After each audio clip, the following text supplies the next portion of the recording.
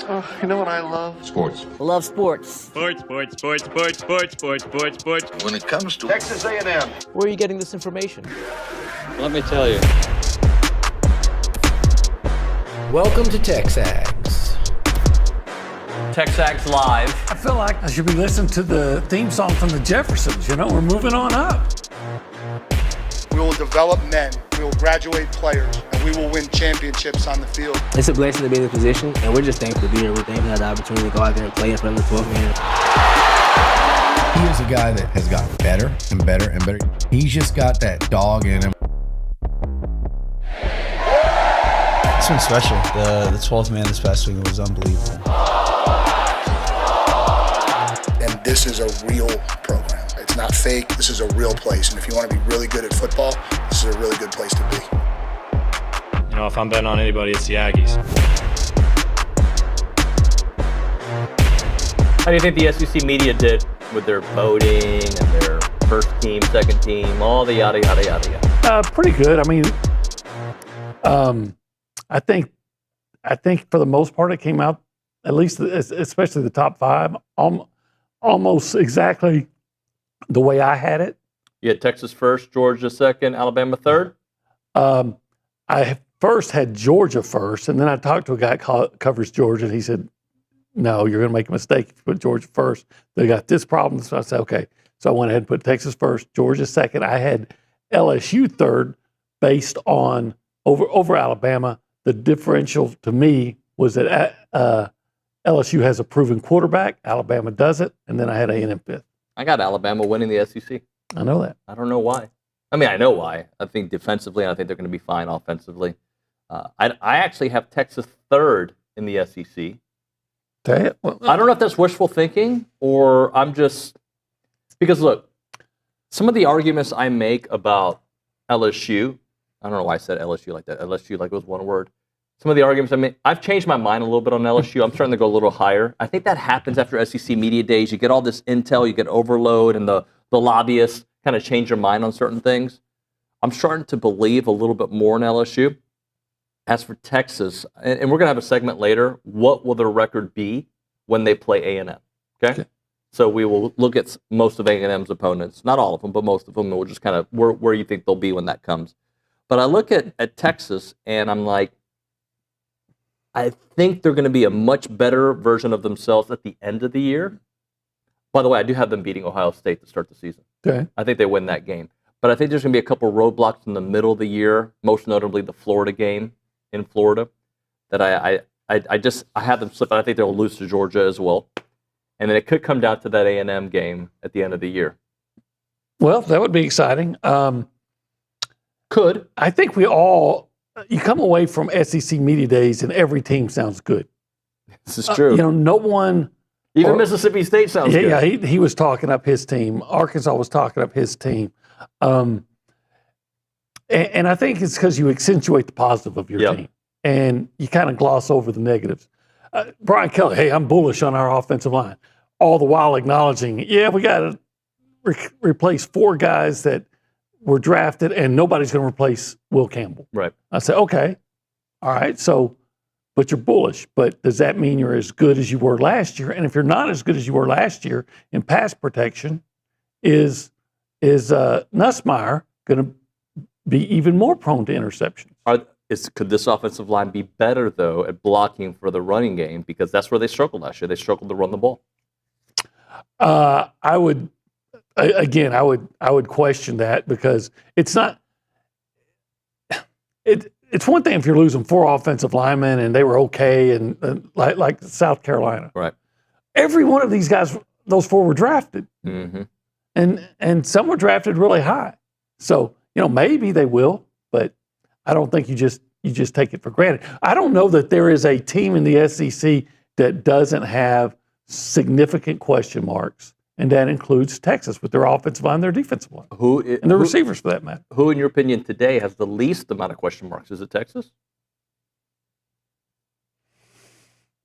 I don't know if it is Texas. Quite frankly, it might.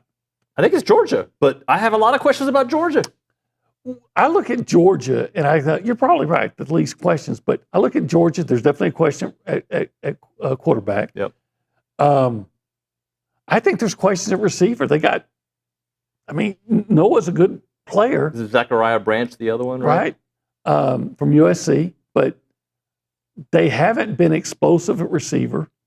They haven't been explosive at running back. No. And what they've typically done is just so good in the offensive line and so good on defense. And I'm sure they'll be good on defense and good in the offense, but will they be as good as they were last year? Because last year it wasn't good enough. Yeah. I also came away, again, it goes back to the lobbyists. I think I told you this on Friday, a little bit more impressed with Oklahoma, although I look at their schedule and I'm like, I don't know. Yeah, Oklahoma will probably be better if for no other reason is the law of averages is they won't have as many injuries. Right. Okay. Injuries was a big problem for them. And yet, boy, they sure are. What I can't get my head around there is you hear Hugh Freeze, I always want to say Gus Malzahn, Hugh Freeze talk about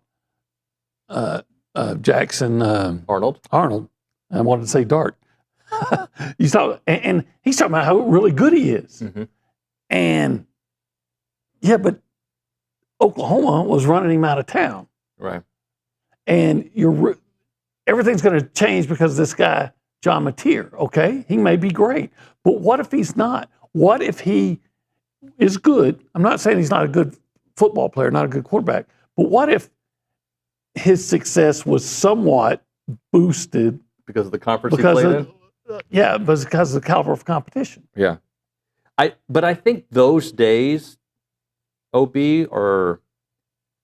it's not as much of a talking point as I think it was a few years ago because we see a lot of these transfers pan out when they move to the bigger conferences. We see a lot of them, yeah, and a lot of them don't. Uh-huh. Look, I'm not saying John Mateer's not going to be a good quarterback. I'm saying, is he going to be so good that he takes a 500 team and makes them a 9-win team? I think against that schedule. Yeah, new offensive coordinator, new philosophy. I don't know. I bumped them up, but then I look at their schedule. I look at Florida, and I think DJ Lagway is the truth, but I don't think they're gonna have the success that we saw at the end of the year, this entire year. I wonder about Florida's defense. I really do. They lost a lot of guys in the portal. I just wonder how good they're going to be. I think Lagway is going to be an excellent quarterback. They have good receivers there and a good running back. And they're telling us that the offensive line is going to be great. And I know the center's an all-conference type of guy, but, we'll see. So offensively, I could see them being very explosive, but I do have questions about the Florida defense. SEC pretty smart when it comes to running back. First team, All-SEC, Le'Veon Moss. Why wouldn't he be? Yeah. If you were paying attention last year, he was probably on the way to being a first-team All-SEC selection along with Sampson from Tennessee before he got hurt. So if he comes back 100%, he's told me he is, why wouldn't you put him? Second team, Will Lee, Armajé Reed-Adams, and Trey Zoom. All those make sense to me. I might have put Will Lee first team, but I get it.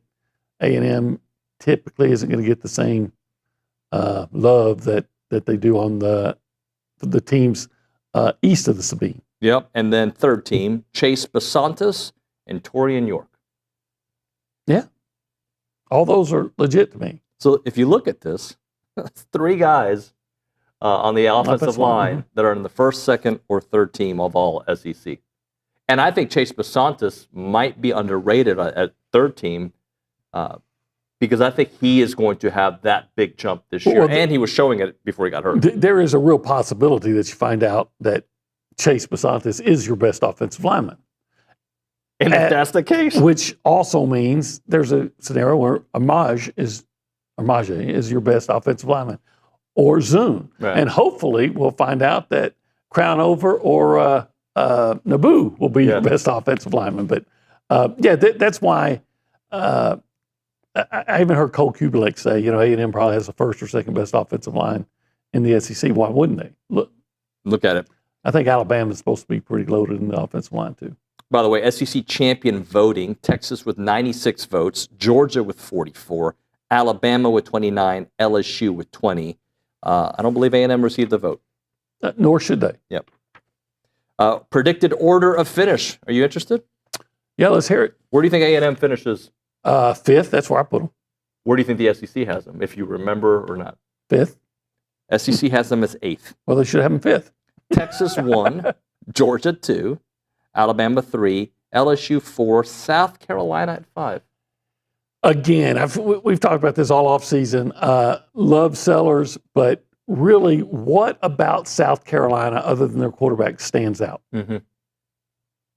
You know, their receivers are okay. They haven't been anything special. They're replacing Rocket Sanders at running back. Their offensive line was... Well, and they don't even know if that guy's going to be eligible, the guy that they brought in. Their offensive line is serviceable. Their defensive line, they have one really good defensive end who was a 5-star freshman last year, but the other 3 are gone. Both their starting linebackers from last year have departed, had huge losses in the secondary.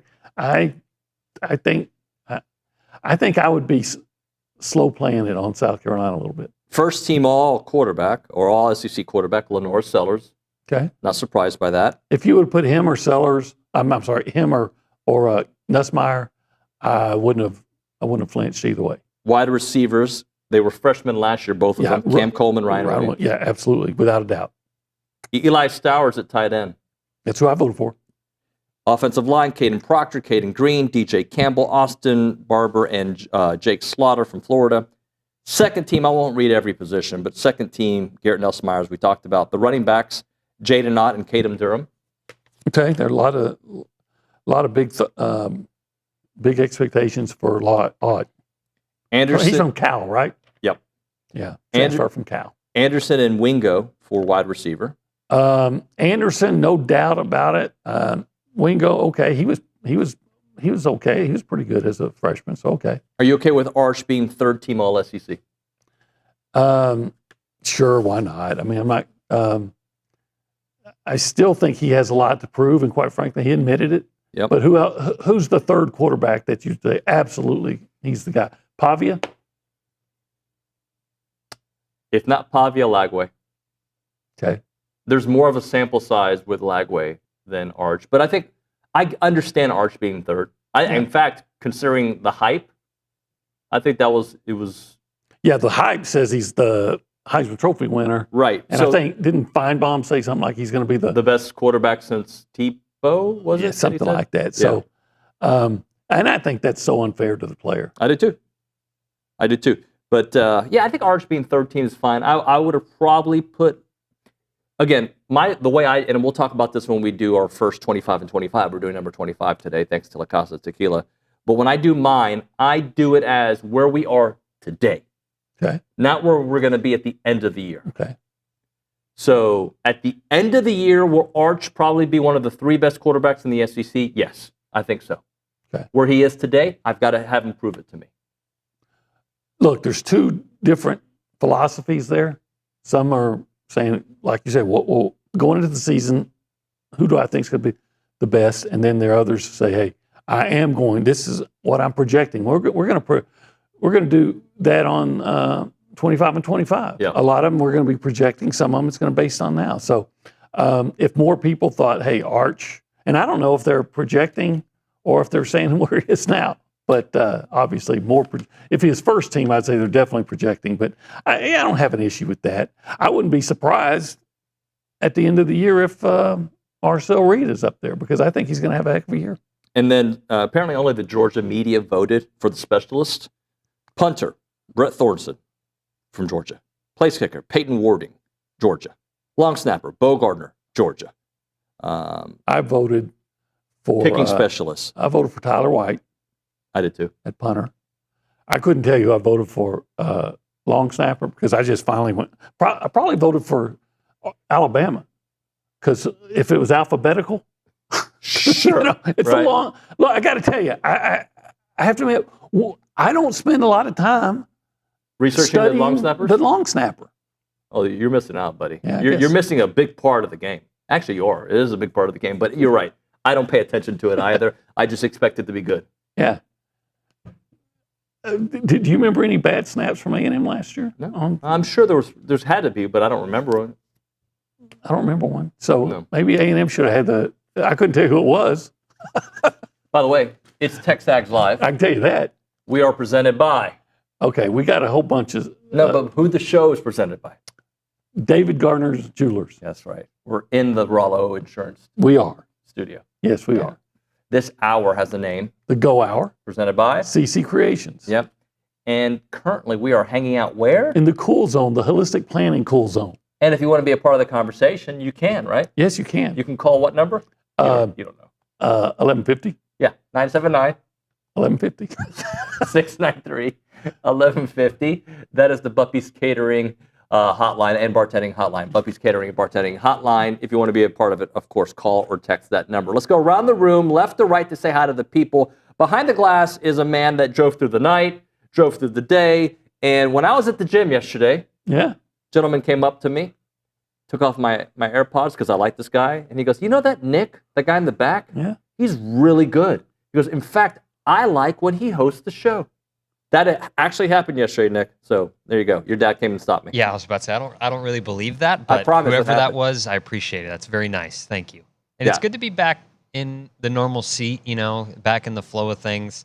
And it was cool to be on the road on Friday and, well, I guess we didn't do a show on Sunday, but on Friday morning, I got to take in the show as a member of the audience. I don't usually get to do that much anymore, but it's a good Friday show. It helped me kill 3 hours of that 6-hour drive. So true story, Obi. Yeah. Friday, I was exhausted. I think you were too. Yeah, right? absolutely. But I'm more of a whiny than you are, right? When it comes to sleep, I'm definitely I'm the whiniest. I don't understand that because you can sleep anywhere. But I don't sleep well anywhere. Okay? But I'm a whiny bee. Okay? And whiny bartender. And so on Friday, I hadn't spent time with Elizabeth in like a week, right? And the week before, I was in Charlotte with the girls for soccer. So she goes, "I know you're tired, but I got this work event, and I'd love for you to go." I don't know. She hates when I use that voice on her. She doesn't talk like that. And I was like, "Yes, dear." So I went like a mummy. I went to a place called the Owl in downtown Bryan. Yeah, it's a good awesome. place. Yeah. It was great.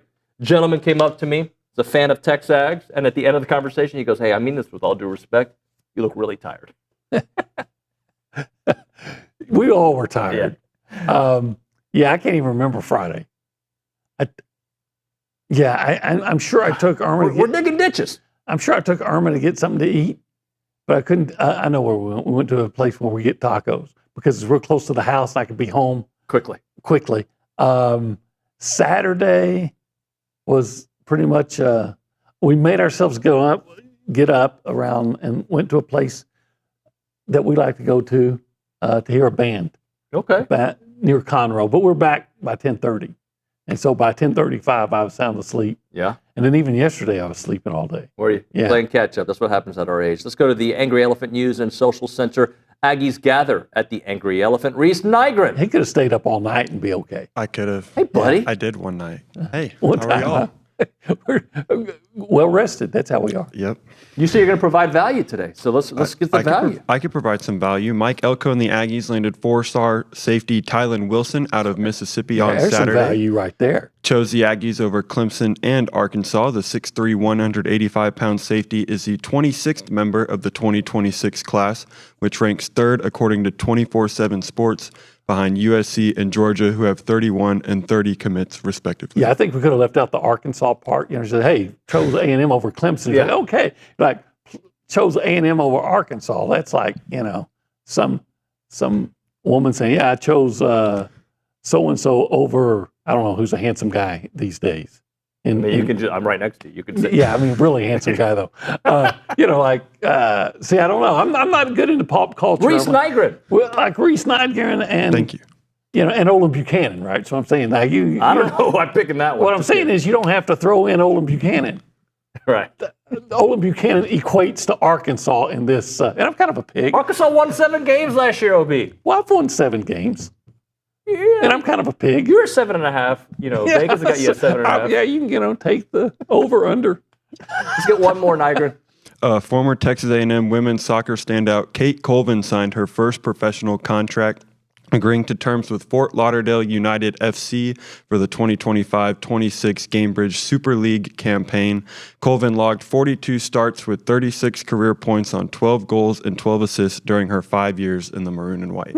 Thank you, sir. If you Appreciate go you. play soccer, Fort Lauderdale's a good place to do it. Yeah, it's a great place to do it. PKO this weekend. All right. You got a big speech coming. How long is that supposed to be? Like 30 minutes. No, Maybe. really. How? I thought you were going to say 30 seconds. Right, 30 seconds to 2 minutes. It'll be Isn't that quick because people don't want to hear from me. They want to hear from the great Mike Elko. That's right. But hey, remember when Mike Elko got here and a lot of the people that know these things were saying, yeah, he's a good coach, but recruiting, we don't know about him in recruiting. And he's just kicking ass and taking names, literally taking names. I'm going to take Tyler Wilson's name. I'm going to take this guy's name. yeah, if he were recruiting meat for a barbecue joint, what kind of meat would he be getting? Well, he'd go to the prime, the 5-star. The five-star meat would be. We're talking 1775. In fact, I wouldn't be surprised if when he brings in these recruits that he doesn't take them to 1775 and they go, oh my God, I can't live with this. Of course I'm signing with the Aggies because not only do I get a great education, I get to play before some of the greatest fans in the country in these amazing facilities, but I get to eat 1775 barbecue 3 days a week. Thursday, Friday, and Saturday. 11 a.m. until they're sold out. The website is 1775txbbq.com. Call them up, 979-492-6241. It's 1775. 5-star. Hey everyone, David Nuño and Olin Buchanan and OB. Typically, we start off the show in this section, and we call it the Holistic Planning Cool The cool zone, yeah. It's pretty cool. What do we know about holistic planning? Well, a lot of cool stuff. For instance, holistic planning can help you with your investments. I love that. They can help you with your taxes. So I don't like paying taxes. You can get that money from your investments and they keep it. They'll help you keep it away from the government. Yep. Not all of it, but more of it. And then they'll even help you with your estate planning. When you're old like me, you got to make sure some of that money you made is there for when you want to retire and just enjoy the rest of your life. You want your estate to be planned. But they also do something else. Yeah, well, if you are like, say, a sports fan and you've always wanted to... Everybody watching us, right? Yeah.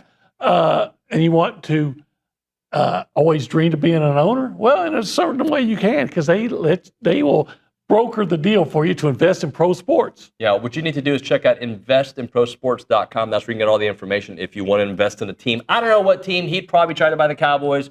I'd try to buy a lot of the Houston teams. Whatever it may be, investinprosports.com. It is holistic planning, and we love hanging out at the Holistic Planning Cool Zone.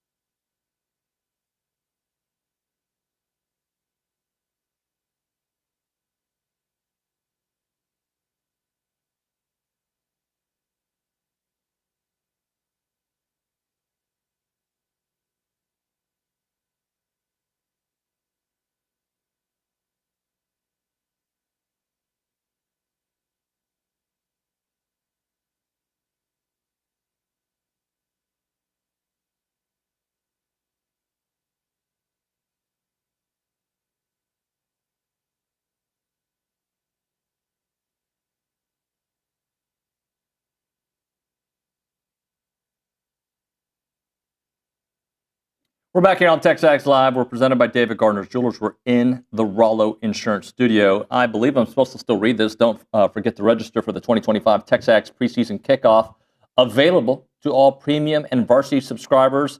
The registration link is in Billy's Premium Forum. It's this weekend, July 26th at the MSC. We're going to hear from several of the head coaches across Texas A&M athletics, as well as athletes in attendance. If you'd like to sponsor a table at the event or donate an auction, please email sponsors@texags.com. Come kick off the 2025 season with us.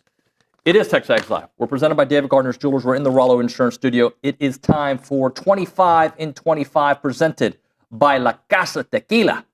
La Casa Tequila. We're going to tell you number 25. All right. But I kind of wanted to explain how I do it, how we do it as a company. Maybe not your methodology. You can explain that if you want.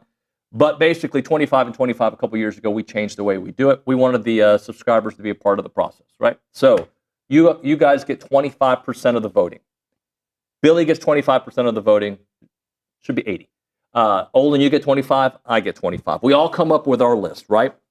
So as I was kind of alluding to in the last segment, I choose to do it where they are today. I think I did this July 1st is when I finalized my list. So basically as of July 1st. And I try to weigh more heavily on things that I have seen. Reps and production more than potential, although potential does play a part. Right. It has to. I had a couple of freshmen that made my 25 and 25. I don't know if they'll make the final list for everybody, but I had a couple in the mix for my 25. I'm pretty sure I had two. So I weigh experience, consistency, and then I try, I'm not always successful, to limit it to 3 per position. Okay. Right? It doesn't always work out that way. Last year, I think you could have understood why I might have had 3 or 4 on the defensive line, right? Yeah. But I that's kind of what I try to do. Then I look at maybe momentum changing games last year to kind of give you a bump up or a bump down, right? If we saw some, and then competition at that spot, that all plays a part in how I evaluate. And then the eyeball test, right? Like, I think this is the best player on the team. I don't need stats to know that for me, there's a running back and a cornerback that should be at the top of my list, right? That's how I do it. Obi? I act like I'm picking a team when I was like, we're on the schoolyard and say, picking teams. And I say, okay, I'll take that guy. And I say, okay, who would I take next? I'll take that guy, and I'll take that guy. So I just look and say, who's the best football players in my opinion? Right. So I'll say, that guy had a big year, and I'm with you. I put more emphasis, not 100%, but more emphasis on guys I've actually seen perform, what they've done, than I do on what they might do. What about emphasis on the position they play? So, for instance, quarterback, linebacker, middle line, whatever it may be, right? Like, if you play a significant role, they're all significant, but you know what I mean. Like the quarterback, could that bump you up a little bit, or maybe bump you down a little bit? No, I think I just look at, for me, I just look to see who I think's the best player. I might ask myself if I get to let's say I'm looking at number 8, or number 9, I want to see who's going to be in the top 10. I might say, I have 2 guys I'm looking at. I might say, yeah, okay, who do I think, and maybe they play different positions. Who do I think is better at their position? And sometimes that's hard with offensive linemen because, there's no stats to follow on an offensive lineman. Yeah. But I just try to take that, who do I think is best at that, better at their position. And I'll go with that. As I mentioned, 25 and 25 presented by La Casa Tequila, raised in Aggieland, rooted in the SEC. We'll just spend a moment here on number 25 because Billy will join us and we'll break it down a little bit deeper. Number 25, OB, Theo Mellon Orstrom. I'm going to go out on a limb and say not only is he number 25 on our list, I think he may be the best Swedish player in the nation. Tell me more. I saw some good things from him. I did too. New Mexico State. Well, I'm thinking about catching a touchdown pass against Florida. Yeah. And seems like he had one, he had a touchdown pass, I think, back-to-back games. I remember the Florida. I'm trying to remember who the other team was. And I remember he had a nice block that helped spring Le'Veon Moss on the 75-yard touchdown run against Missouri. but he has to be more physical at tight end and be a better blocker. There were some other times when, he didn't get the block he needed to get. Yep. So when I look at Theo, I'm thinking, okay, he has a certain amount of proven ability because we've seen it. Like I said, the touchdown catch against Florida comes to mind immediately, and he can get better. He can. In fact, he's the type of guy I always expect to get better. He hasn't played football that long. Let's not forget. Played 12 games 13 games There last he year. is catching the touchdown pass against Florida. 10 And receptions. then he got up and did a dance. 184 yards receiving 2 touchdown passes. Against New Mexico State, he was phenomenal. He had those 5 catches for 111 yards. He's got a big frame. He's a good athlete. And I think he's got a great pass radius. Like he can extend. We need to see him take that step. Yeah. Each year we've seen a step. Mhm. We need to see that step. Yeah, and I think that unfortunately he had a big drop against Auburn. Like guys, that happens. Just become more sure-handed. Probably took his eye off the ball. Who knows? That happens to a lot of players. So not going to hold that against him too much. But if he, he said, like I said, his big frame. Yeah. Just become more physical, and in the blocking, and then you really got something. I'm intrigued by that position group because I think Theo is going to take a great step this year. I saw a lot from Nate Borkature at the spring game, as we all did. I liked him. Amari Niblack, if he lives up to what he was at Alabama and his potential, and also how he is a fit for what Con Klein needs. He needs a big-bodied guy to be able to throw, who's athletic, who can be a wide receiver, who can be a tight end. And I don't know if we're going to see Keade Armstrong this year, but I'm excited about him in the future. That's where you should be. Talk about having the clay that you just got to mold, man. It's all there. Yeah. All the ingredients of that kid. Let's hit a break here. When we come back, OB, do we want to do that this year's segment? We'll do that later. We got some other stuff to get into. All right. All right. Right now, Daily Company, a family-owned, licensed, insured business that offers HVAC, electrical, and plumbing generator services that's available to you all day, every day, 24/7. Those services include HVAC with thermostat repairs, the refrigerant leaks, the furnace failures, and the seasonal tune-ups. You got plumbing. They'll take care of your leaked problems, your clogged drains, your water heater installation, maintenance to keep those pipes in top shape, electrical wiring to outlet repairs to upgrades for safety and efficiency, and generators. They'll repair them, they'll maintenance them, and they'll install them to ensure preparedness for power outages. They take care of all of Bryan College Station, Houston, and Austin. They have upfront pricing with no surprises. Contact the Daily Company, 979-260-2020. That's 979-260-2020. Or visit them at godaily.com to experience the daily difference.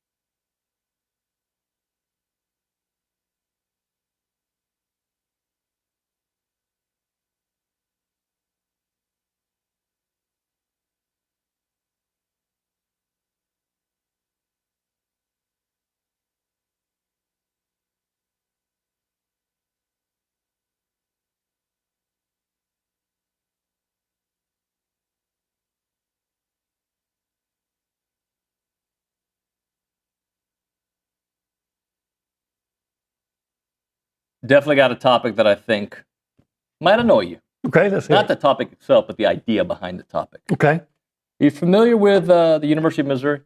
Yeah. And their head coach, Eli Drinkowitz? I like him. I like Eli. I like him too. I don't think he should have kicked the field goal down 41-7. I think he might have had maybe a rooting interest. Yeah, maybe somebody he knows, cashed in. What did you think about his idea for the playoffs? Did you see this? I don't think it's that bad, actually.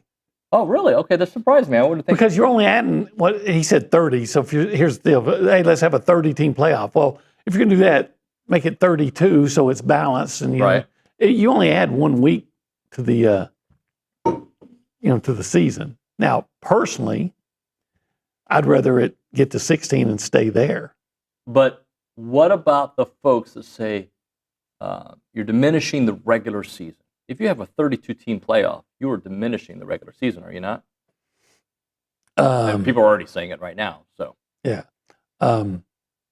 his point was that in the NFL, I think he said 44% of the teams making the playoffs, and there's I need Matthew Dawson here. He's saying 30. Let's say 32 teams. There's 100. I think there's about 130 teams in Division I football, FBS, whatever you want to call it. So I don't know what that percentage would be. And he does make a valid point that that I think college football has the lowest percentage of teams get of all sports that in America that we follow. They get into the playoffs because we value the regular season. It doesn't seem to bother people with basketball. Mm-hmm. Look, again, I think it should have been 8, but okay, 16 makes sense to me. If I hate 12, because again, that means 4 teams have to win fewer games to win the national championship than 8, and I don't think that's fair. I want everybody should have to win the same amount of games to be the champion. I think. You know what? I don't care what it is. I mean, I care, but I want to watch it with the same kind of energy, no matter when it was the BCS era, when it was votes, when it was whatever. Like I'm going to be interested, and whatever the system is in play at that moment, I want A&M to capitalize. Would I like to see 16 for A&M to have a better chance to get in? Sure. Would I like to see A&M get in with the 12 first? Yes. Would I like to see I wish A&M would have gotten in with the 4, right? Like that's where I am with it. But whatever it is, cool. This is what we're doing this year. Sign me up. Let's go. Let's go win it. You know, I can think of twice when A&M had great chances to get in with 4. One time they got hosed over by those committees that put brand before anything, and they do, and they can't deny it. You can't. I get so frustrated with the committees because you can't guarantee me that individual bias doesn't play into it when you're taking Notre Dame that year over A&M. Yeah. And then, of course, A&M was 4th in the original 4-team playoff rankings, and then went out and laid an egg at Mississippi State. But you were on pace to be in there. So 16 teams, if A&M doesn't get in, it's their own fault, right? But I do wish that they would just completely do away with the committees. Committees never work. I know the computers weren't a great option either, but at least a computer doesn't have personal bias. So when it was a 4-team playoff, mm-hmm. Ohio State doesn't probably have a chance to win the national championship. They don't get in, right? Losing to Michigan at the end of the year, they would have been one of the teams eliminated. Probably. Maybe. I'd have to go back and look, but probably so. Will you skip me the top 4 seeds from last year? Because I don't think they would. Now, top 4 seeds. Yeah, top 4 seeds. Give me the top 4 seeds last year because Ohio State doesn't have a chance to win a national championship in that scenario. Texas would. Really? They had 2 losses. They did, but they lost in the SEC championship game. And they lost to Georgia twice. Well, that was the loss. Yeah, lost to Georgia twice. Yeah, the SEC championship game would have been the last one. Right. And then the regular season loss. So I think Texas would have gotten in. Oregon, didn't they have 1 loss at that point? Oregon's in. Oregon's in that scenario. And if you're going to take Texas, you have to take Georgia. Yeah. So Georgia's in.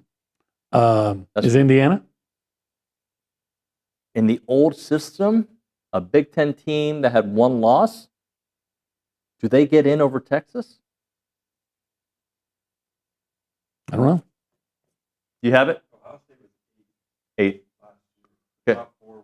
Oregon, Georgia, Boise State, and Arizona State. I don't think it would be those. It wouldn't. I think because they won their conference championship. Yeah, right. so I don't think that would have been how it would work. I agree.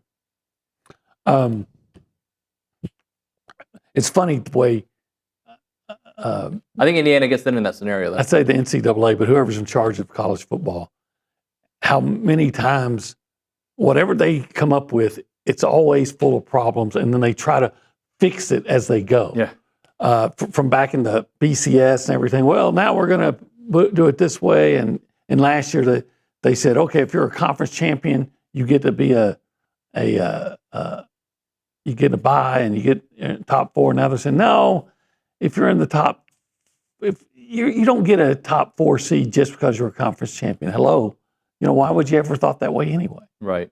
If you're going to seed them, now I can see making you get in as a conference champion, guarantee you get in, but that shouldn't guarantee your seeding. But that's the way college football goes. Yeah, I like the way bowls have gone. The playoff, regardless of how big it is, has made those games intriguing to me much more than. So I will watch a bowl game just because it's on, but I think my level of intrigue for bowl games isn't what it used to be. Oh no, I don't think it is for anybody. Yeah, maybe that's the reason you should go to 32, because nobody's paying attention to the bowl games, and then you still have the small bowl games. Do you give in that world, 32 world, let's say? Which I don't. Again, I'm not for. Do you give buys to the first? No. No buys. No buys. Everybody plays the same amount of games to win the championship. I don't understand why they do it in FCS. It's 16 teams. Everybody play. I mean, tell me, especially when attrition is such a big issue in football, in what way is it fair that you have to win 4 games to be the champion, but I only have to win 3? They do it in the NFL. It doesn't mean it's right. Right. No, what I think the reward should be is that you get to play the first 2 games at home. Because, that should be the reward. Not only do you get the seeding and you get the team that's the lowest seeds, but then you get to play at home. And it should be more than 1 game. It should be 2. All right, let's hit a break. We'll come back. Reese will give us some updates. Right now, let's talk Rollo Insurance. Their group builds lasting relationships through education. They're in this market for a while, and their headquarters is right here in College Station. And they want to make sure that you understand the difference, because the difference is real. They want to educate you on exactly what you're buying, so they can do the shopping for you, and you can get the right insurance vehicle for whatever you need. When I say vehicle, I mean for whatever solution you need, but they'll take care of your car, they'll take care of your home, they'll take care of your business insurance. They are fantastic. Their group is super local, but they're all over the state of Texas, all over the country. 60 offices in the great state of Texas. Jackson's awesome there. Jason's awesome. Morgan's awesome. Keith is awesome. The whole group is great there when you reach out to them. Many of their clients discover better protection at competitive rates simply because they finally understand their options in plain form. Experience the difference at any of their 60-plus offices in the great state of Texas. Visit them at rolloinsurance.com/TexAgs. That is rolloinsurance.com/TexAgs. Or call them up, 888-44-ROLLO. It is Rollo Insurance.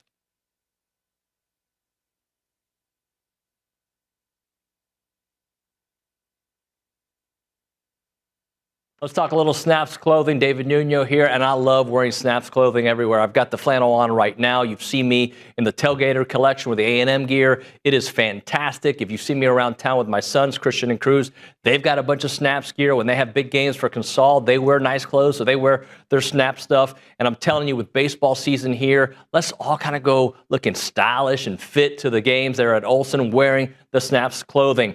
As a reminder, they are the only official licensed Texas A&M Pearl Snaps maker out there. Their Tailgater collection is built for game day with breathable, moisture-wicking fabrics to keep you comfortable while you rep your Aggies in style. Now, whether you're watching the game from home or maybe you're in attendance, you're tailgating, whatever it may be, you got to make sure you head to snapsclothing.com to see everything they have to offer. It is fashionable, it is awesome, and you're going to love it.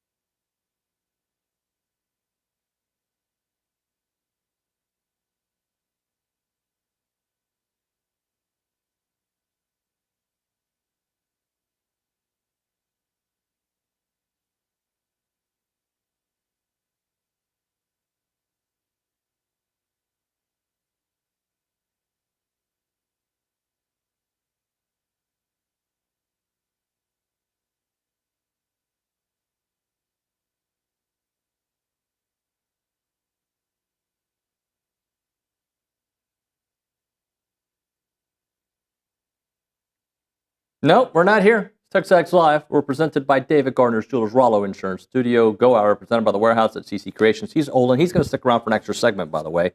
I'm David Nuño. We had a guest cancel on us, and OB is always good at just chit-chatting on the program. Let's go to the Angry Elephant News and Social Center. Reese Nygren. What's up? Some text messages came in. That was a very cocky what's up, like you were like Matthew McConaughey in Dazed and Confused. I'm sorry for that. Oh, I mean, it's a good thing. So we had someone text in, if all the top 4 seeds are betting underdogs like last year, then the system is plain wrong. Well, good news for you, the system has changed. They're now no longer, they're seeding just normally. Yeah, it's not based on whether you win a conference championship. It's just based on whatever the committee thinks should the be best team, right. and so on. And then we had another text come in that said, how about 32 teams and build the bowls into the system? Well, I don't think that's being discussed at all. So this hypothetical that Eli Drinkowitz brought up isn't going to happen. No. Right? I could see a world where that works.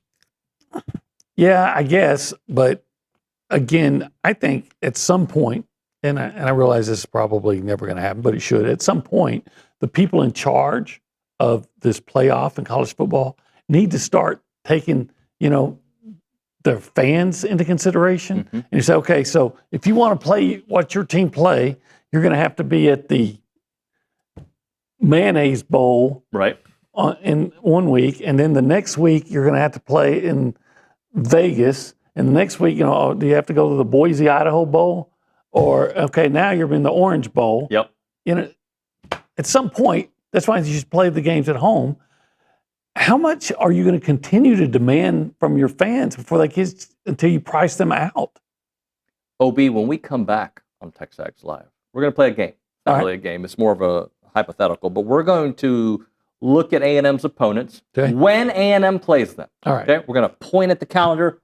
Boom. Okay? When they play Missouri, what will Missouri's record be? All right. When they play Auburn, what will Auburn's record be? Okay. I'll give you more. I'm already going to say I'm predicting Notre Dame to be 1-0. I struggled with that game. Don't act surprised. Miami, of course. No, not because of that. I fall into these, I think, evaluation ruts, if you will, where I'm like, well, if you got a lot to repair or fix, I don't know if I'm going to give you the benefit of the doubt. For instance, if CJ Carr is their starting quarterback, Notre Dame, I have more faith right now in Carson Beck at Miami, new school, than I do in CJ Carr at Notre Dame. I think Notre Dame has a lot of questions. They do. But they have one of the top 2, 3, 4, 5 backs in the country. They do. Maybe number 1. Yeah. So we'll get into that on the other side. Plus, we'll get to your text messages and phone calls. You can do that on the Bumpy's Catering and Bartending Hotline, 979-693-1150.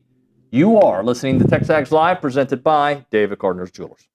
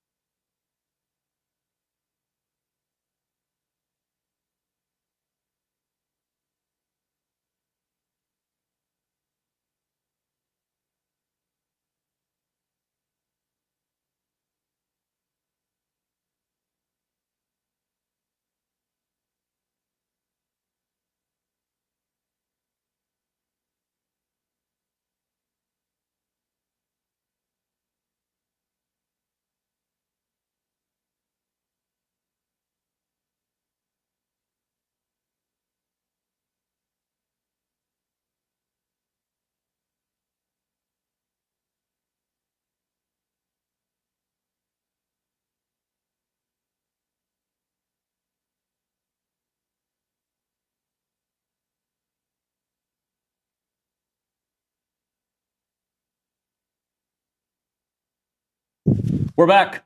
TexAgs Live, presented by David Gardner's Jewelers, Rollo Insurance Studio. Hour number 2 of the program. OB sticking around just for a little bit longer because I like to make them work longer days. All right, OB. Let's kind of look at A&M's schedule. Okay. Go through certain opponents and what that team's record will be when they play A&M on said date. Okay. So UTSA 0-0. Okay, that wasn't one of the teams I picked, but sure. Yeah. Is that a tricky game though? Yeah, I think A&M should win it. Probably win it by multiple touchdowns, but that's a good program. Yeah.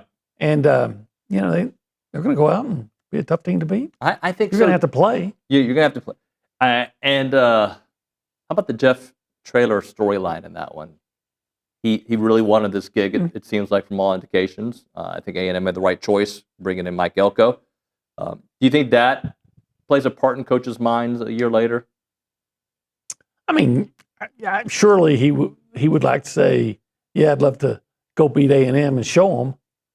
But had he not been interested in the job, he would be saying, "Man, I really want to go beat A&M and show them." Right. So I don't know. I think a lot of that gets overblown.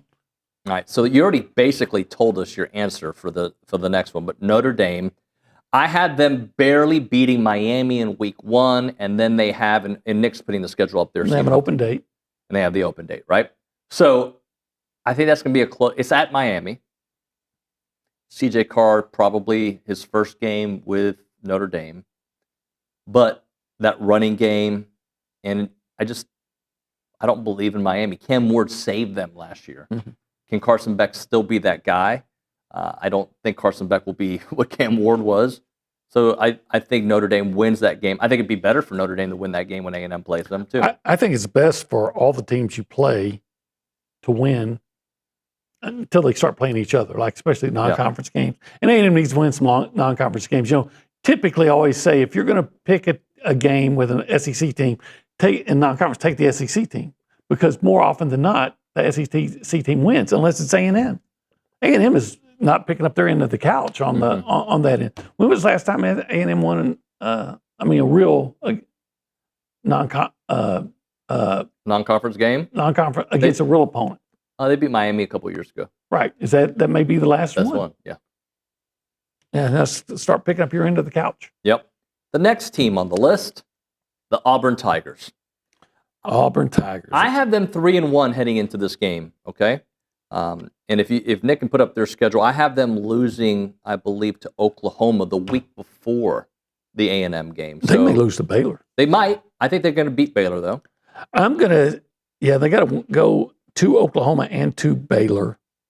I think they're going to split between those. I'm going to say 3-1. I don't know which one. It could be 2-2, but I'm going to say 3-1. I have them at 3-1 as well. It would not be good for them to lose both Baylor and Oklahoma. It could be a great thing for A&M if they're that's the level. As long as you beat them. As long as you beat them, right?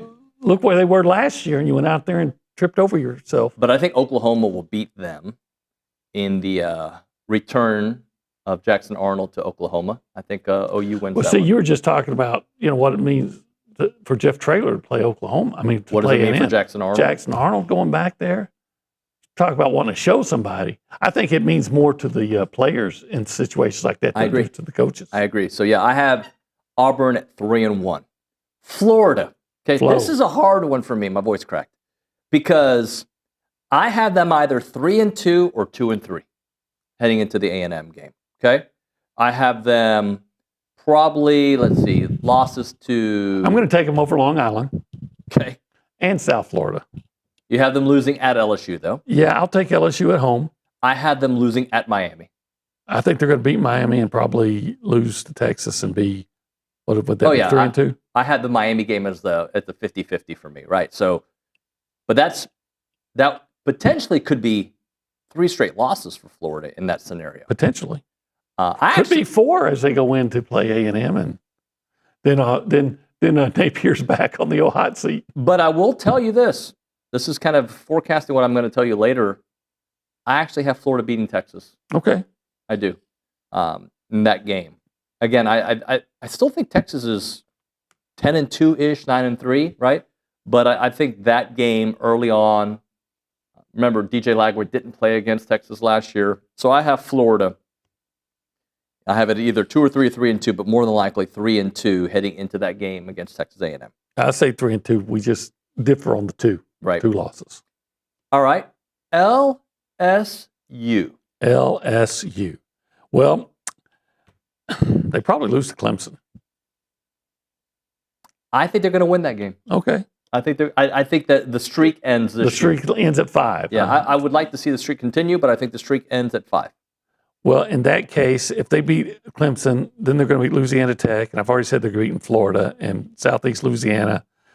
At Ole Miss, I think Ole Miss is going to be.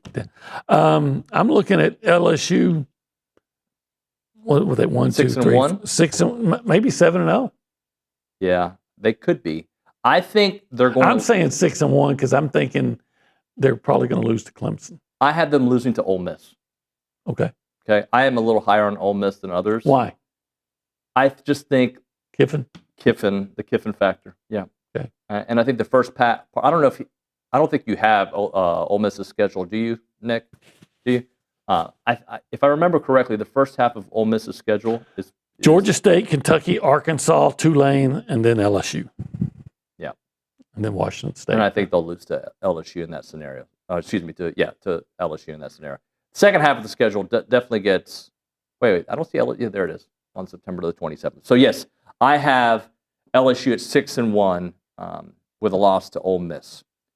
Mizzou. Missouri. All right, let's look at those Missouri Tigers. They're going to beat Central Arkansas. Okay. They're going to beat Kansas. Okay. Although it's going to be a tough game. They'll beat the Raging Cajuns. South Carolina. I think they lose to South Carolina. I'm taking South Carolina. They're beating UMass. They're losing to Alabama. They're losing to Auburn. I'm still taking them over Vanderbilt. So I've got them at 6-3. Is that what it is? 6-3? Yeah, I got them about 6-3. Yeah, I had them losses at LSU, at Bama, and Ole Miss. Is that Ole Miss? No, I'm looking at the wrong thing. Sorry, Auburn. Right. I have them losing to Auburn. Yeah. Okay. All right. Next one. South Carolina. The Gamecocks of South Carolina. Let's see how the Roosters are going to fare here. And by the way, we're going to reverse this game, and what will A&M's record be when they play these teams? Okay. They're beating Virginia Tech and South Carolina State and Vandy. And I said they're going to beat Missouri, right? I have them losing at LSU versus Bama and Ole Miss. Yeah, I could see them being. I have them losing to LSU and Alabama, and somewhere along the lines, they're probably going to trip. I don't. They're going to destroy Kentucky this year. It might be Ole Miss, maybe. I think they will. I think they will too, but that's Zach Calzada, man. Mm-hmm. That's Zach Calzada running that show. Beat Alabama. So I'm going to say, 3 losses. Okay. The University of Texas.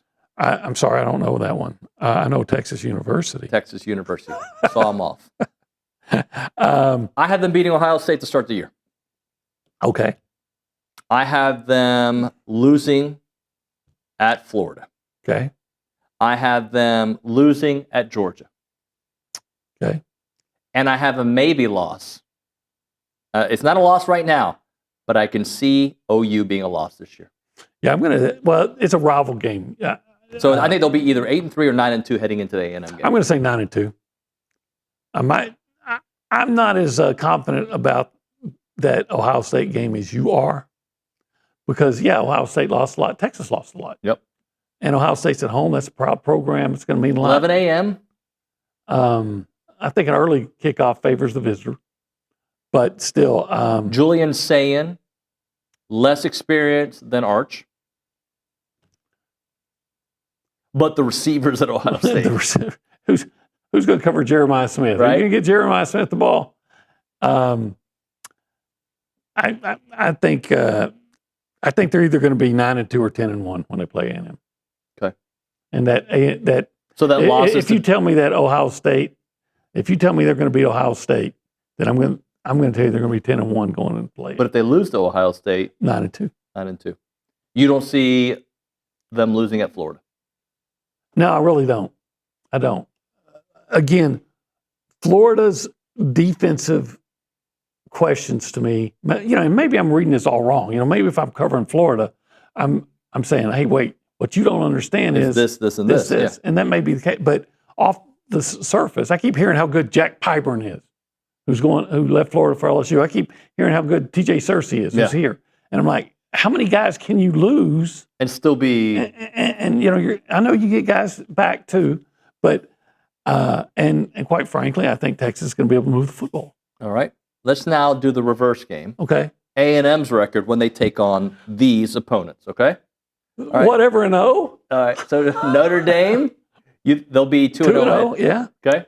And today, are you leaning A&M or Notre Dame? Today, I'm leaning A&M today. Today, there's the heart and the head thing, right? And I have to say I'm leaning Notre Dame at home. I need A&M to, we always say, look, at this point, start taking 8-4 until they prove they're not. Yep. Just like last year, say, hey, when they're on the road, you just expect them to lose until they don't, and then they won a couple.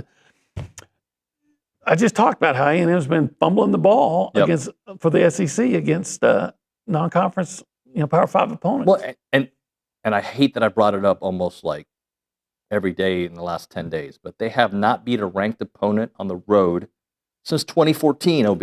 I think they have I think A&M, I think that game is going to be a much better, closer game than maybe your average Notre Dame fan is going to believe. But A&M, and this is not on Mike Elko, but A&M historically finds a way to lose those kind of games. Yep. They're right in them, and they find a way to lose. And, that may be changing. But until it changes, I have to admit that going up there, look, Notre Dame, run game. Right? Yeah. Got a new quarterback.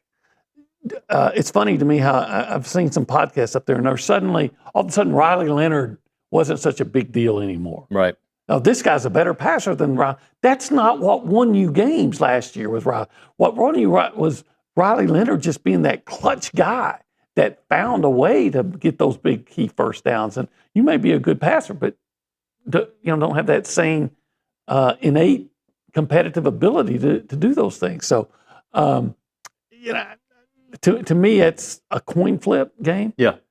Notre Dame's at home. By the way, if I can for a moment address fans that get mad at us for our opinions when we don't pick A&M number 1 or 2. I had some people not like my preseason poll. I have A&M 6th in my preseason poll. And you can certainly argue with me, right? Like I had them behind a team that you're not high on, Ole Miss. You have, I think, Ole Miss 8th or 9th. Yeah. And I actually, in retrospect, looking back, I'm like, man, I'm really not believing in South Carolina or Florida. But I just told you, I think Florida might beat Texas. I said might beat Texas in that game. But look, they're just opinions based on the information we have right now. Opinions, as long as you're not rude, they're just opinions. Well, they look for us to know something, right? And there are those that, here's the deal. There are those that expect us, that want us to just always say that A&M's going to win. And then there's others that, or if you do, they're going to say, well, he always says A&M's going to win. And so, my credibility is important to me. Does it mean I'm going to be right? Sometimes. But I'm going to say that because of, again, what I've seen in the past, until A&M goes into a place like South Bend and wins and doesn't find a way to lose like last year. Mm-hmm. Until they do that, I have to have a certain amount of apprehension. And so, as of today, I would say that I would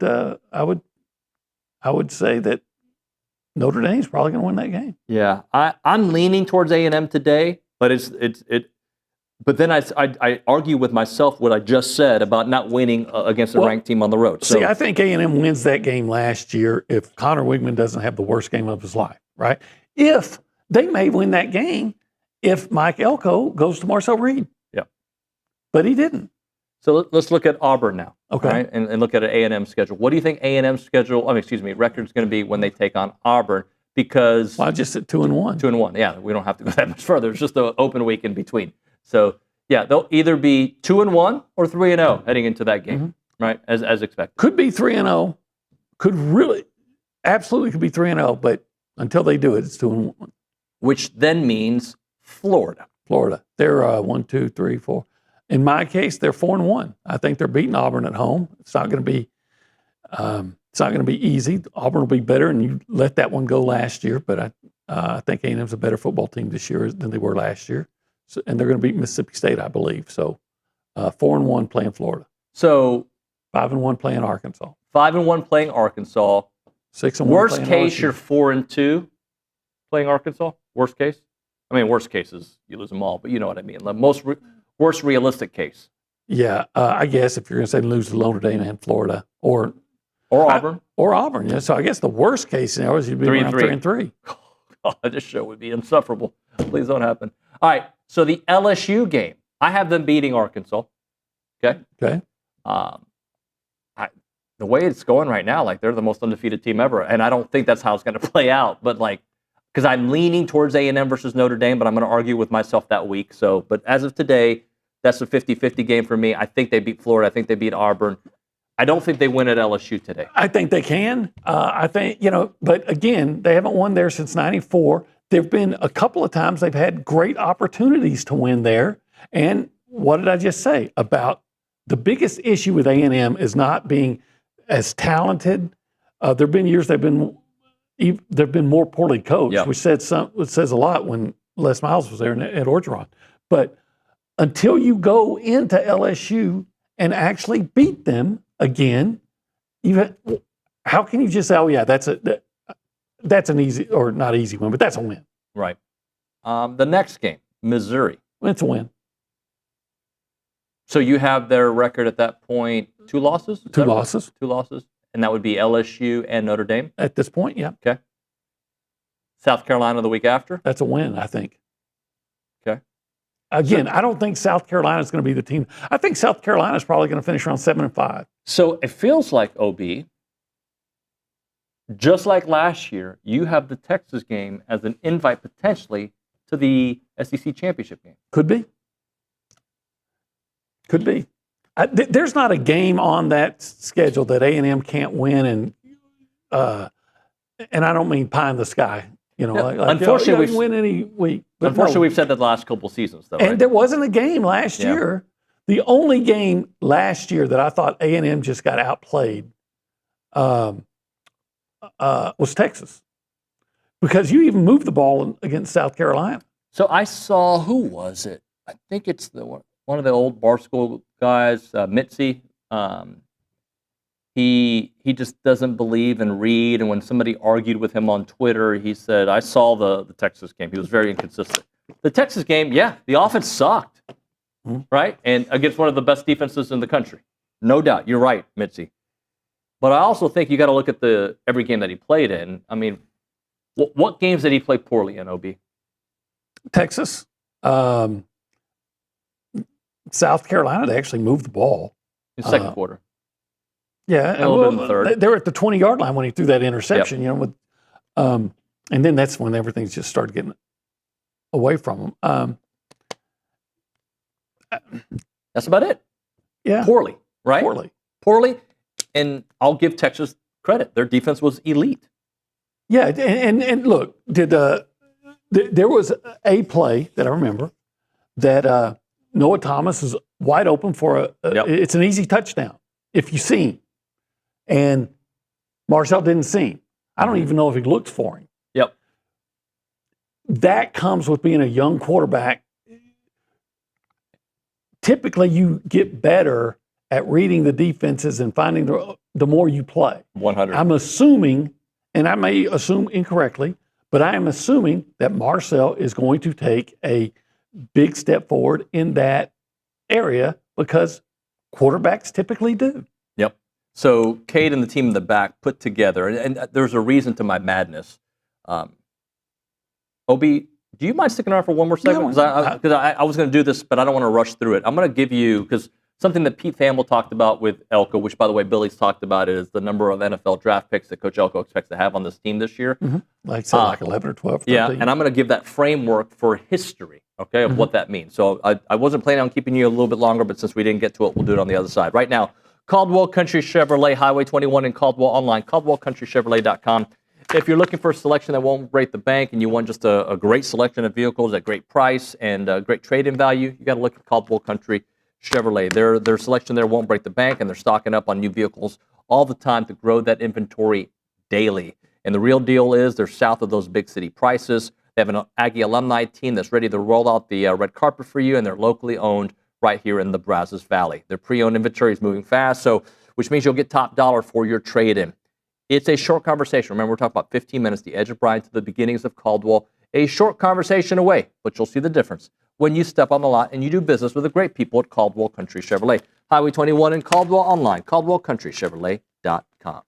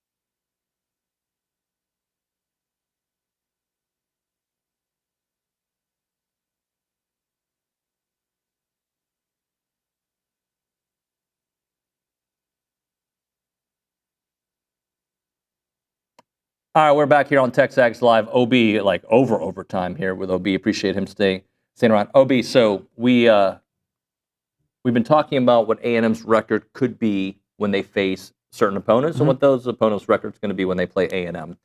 And now I'm going to throw something at you. All right. Based on history, what does that do for? Because I want to see if the maroon maroon Kool-Aid starts getting You just had Richard Zane in here, so right. Freudian slip. I didn't mean it like that. The Jew laces.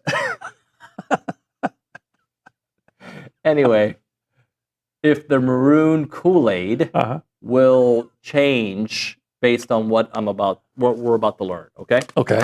So I don't have Thamels tweet in front of me, but it's something that Billy's talked about for a long time. The number of potential NFL draft picks on this roster this year, right? Mm-hmm. Could it be in the double digits? Could it be 9, 10 in that range, right? Right. All right. So I had the team in the back research, okay? Kay led the charge there, about teams that have double digit and even 9 NFL draft picks, right? What they did that season that led up to the draft, okay? So, Nygren, do you have that list for me? Yeah, I had the long list of teams. It's a long list. We're not going to go through every one. About 9 or 10 in Jimbo's first year when they won 9 games. Was it that much? I thought it was about 9. Maybe I'm thinking of Cullen Gillespie. Well, he got drafted. Yeah, I don't think it was that. Okay, maybe it wasn't. All right. Seems like there was a lot. A&M is not on this list. Okay. Okay, my bad. So all of them have winning records on here. Okay. I would say, so 2020 Michigan went 9-4. They had 10. 2015 Louisville, they also went 9-4. They also had 10. And then you start to get down to teams with 9. 2017 Miami had 9. They went 9-4. 2011 North Carolina 8-5. 2011 USC 8-5. And then the rest of them are 1-loss, 2-loss teams. So basically, what we're saying is, go ahead. No, I just misunderstood. I thought you were going to be talking about A&M teams when they had X amount of guys that were drafted. How many were drafted in that year that you were talking about with Jimbo? Does it have that right there? I don't. I can have it. You keep going. I can have it for you. In just my point is, the number of NFL draft picks equals your number of wins, basically. Yeah.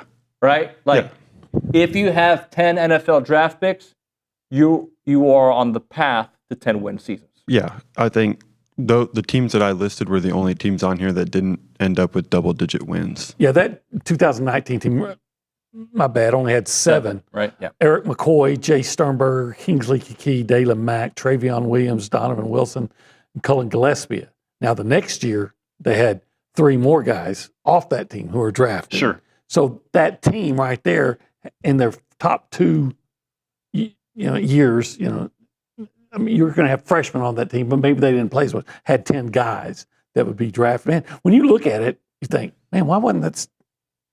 Okay, my bad. They had 9, because there was Braden Mann and Justin Matabike was on that team. They were drafted the next year. So anyway, but I guess my point is the number of NFL draft picks at a certain point equate to at least this amount of wins. The better your players, the better your team. The better your team. There's a novel concept, right? But it doesn't mean the better your players when you get them as 5 or 4 stars day one. It's what they leave as, right? If you have 10 players drafted in the NFL draft this year, if you have that many, you should expect 9 to 10 wins. You should expect 10. Except that other teams are playing. You may be playing a lot of teams with those two. The best team I covered at A&M was the '93 team. So the '94 team had 1, 2, 3, 4, 5, 6 players drafted. Of course, 3 of them were in the first round, and 2 of them were in the third round. Yeah. So, you had Sam Adams, Aaron Glenn, and Greg Hill. And then the 2000. Gosh, see that 2012 team that was so good? 5 players drafted?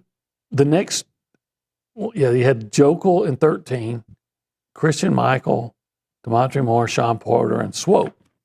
And then the next year, they only had 3 players taken, but they're all in the first round. Right. Obi, that was fun, buddy. Thank you for sticking around a little extra time. All right, when we come back on TexAgs Live, Well, just do a sentence or two on every team from SEC Media Days. What new things can we talk about? Like, what did we learn? We'll do that on the other side. Right now, whether you're chasing birds at sunrise, casting the line or at the bow, or sweating it out during a scorcher at Kyle Field, Duck Camp's got the gear to keep you cool and comfortable. The gear is fantastic. OB wears it. I wear it. Our kids wear it, right? Like, they steal OB's stuff. They steal my stuff. That's why I really love wearing the Duck Camp gear. The lightweight performance hoodie, breathable, quick drying, made to battle 100-degree heat. Yeah, you can wear long sleeves and feel cool. That's why you get Duck Camp. It's cool. The Scout shorts, tough enough for the hunt, stylish enough for post-game beers. The Essential hoodie, soft and comfortable. You might decide to sleep in it, and I have. And the lightweight fishing shirt built for the flats, but clean enough for the tailgate. It is awesome gear. People will talk to you about it like, I love what you're wearing. It happens all the time when I wear it to the gym or to wherever I go to dinner. Whether you're gearing up for a hunt, a fishing trip, or just trying to survive September in College Station, Duck Camp's got you covered. Check it out at duckcamp.com. That's duckcamp.com, built for the outdoors, designed for everything else.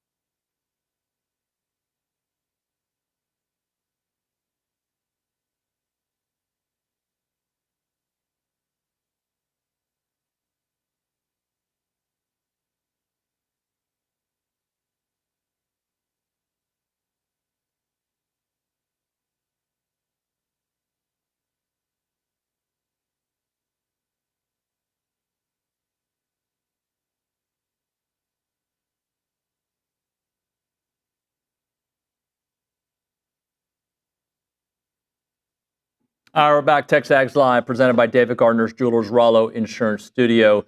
So kind of reflecting back on SEC Media Days and what teams and analysts are saying about those teams. What did we learn about all the teams? I'll try to make it brief as we go through these teams, but like Alabama, obviously they fell short last year. One of the things that I think is intriguing that we talk about A&M's issues, especially winning on the road. Bama, I believe all their losses last year came on the road. If Nick can put up Alabama's schedule this year and see where their road games are, just to kind of get a feel for it, because I have them winning the SEC at Florida State. I think they're going to demolish them to start the season, potentially lose at Georgia, but again, there's a lot of questions about Georgia, at Missouri, at South Carolina, and at Auburn.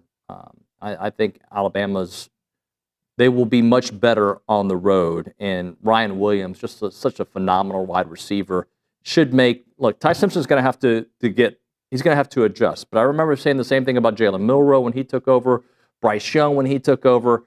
It is a different Alabama without Nick Saban, obviously, but I still think offensively they're going to be on track. As for the Florida Gators, Billy Napier called them the most talented team he's had since he's been in Gainesville. He's got the most talented quarterback. Been dealing with that shoulder injury that I think should at least cause some concern. Look, I expect Le'Veon Moss to be 100%, but there's always going to be a little hesitation.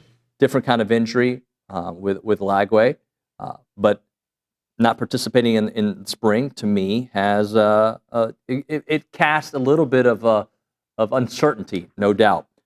Look, Florida was a significantly better team when Lagway became the entrenched starter, but if Napier doesn't get off to a good start, those whispers are going to get very, very loud. Oklahoma, I've told you for a while that I really like John Mateer. I do. And one of the things I remember hearing is that Brent Venables said they really wanted to keep Jackson Arnold. They tried to keep him, but he ended up transferring. He also said about Jackson Arnold, in some ways, he really just was put in a tough, really bad hand, speaking of Jackson Arnold. But they get John Mateer, who I think is going to be at least this year an upgrade over Jackson Arnold. Arnold was benched at halftime of the Tennessee game. That offense overall, though, was a mess. Seth Littrell was the offensive coordinator. He was fired afterwards, so they've made some major changes. I think Oklahoma is going to be significantly improved.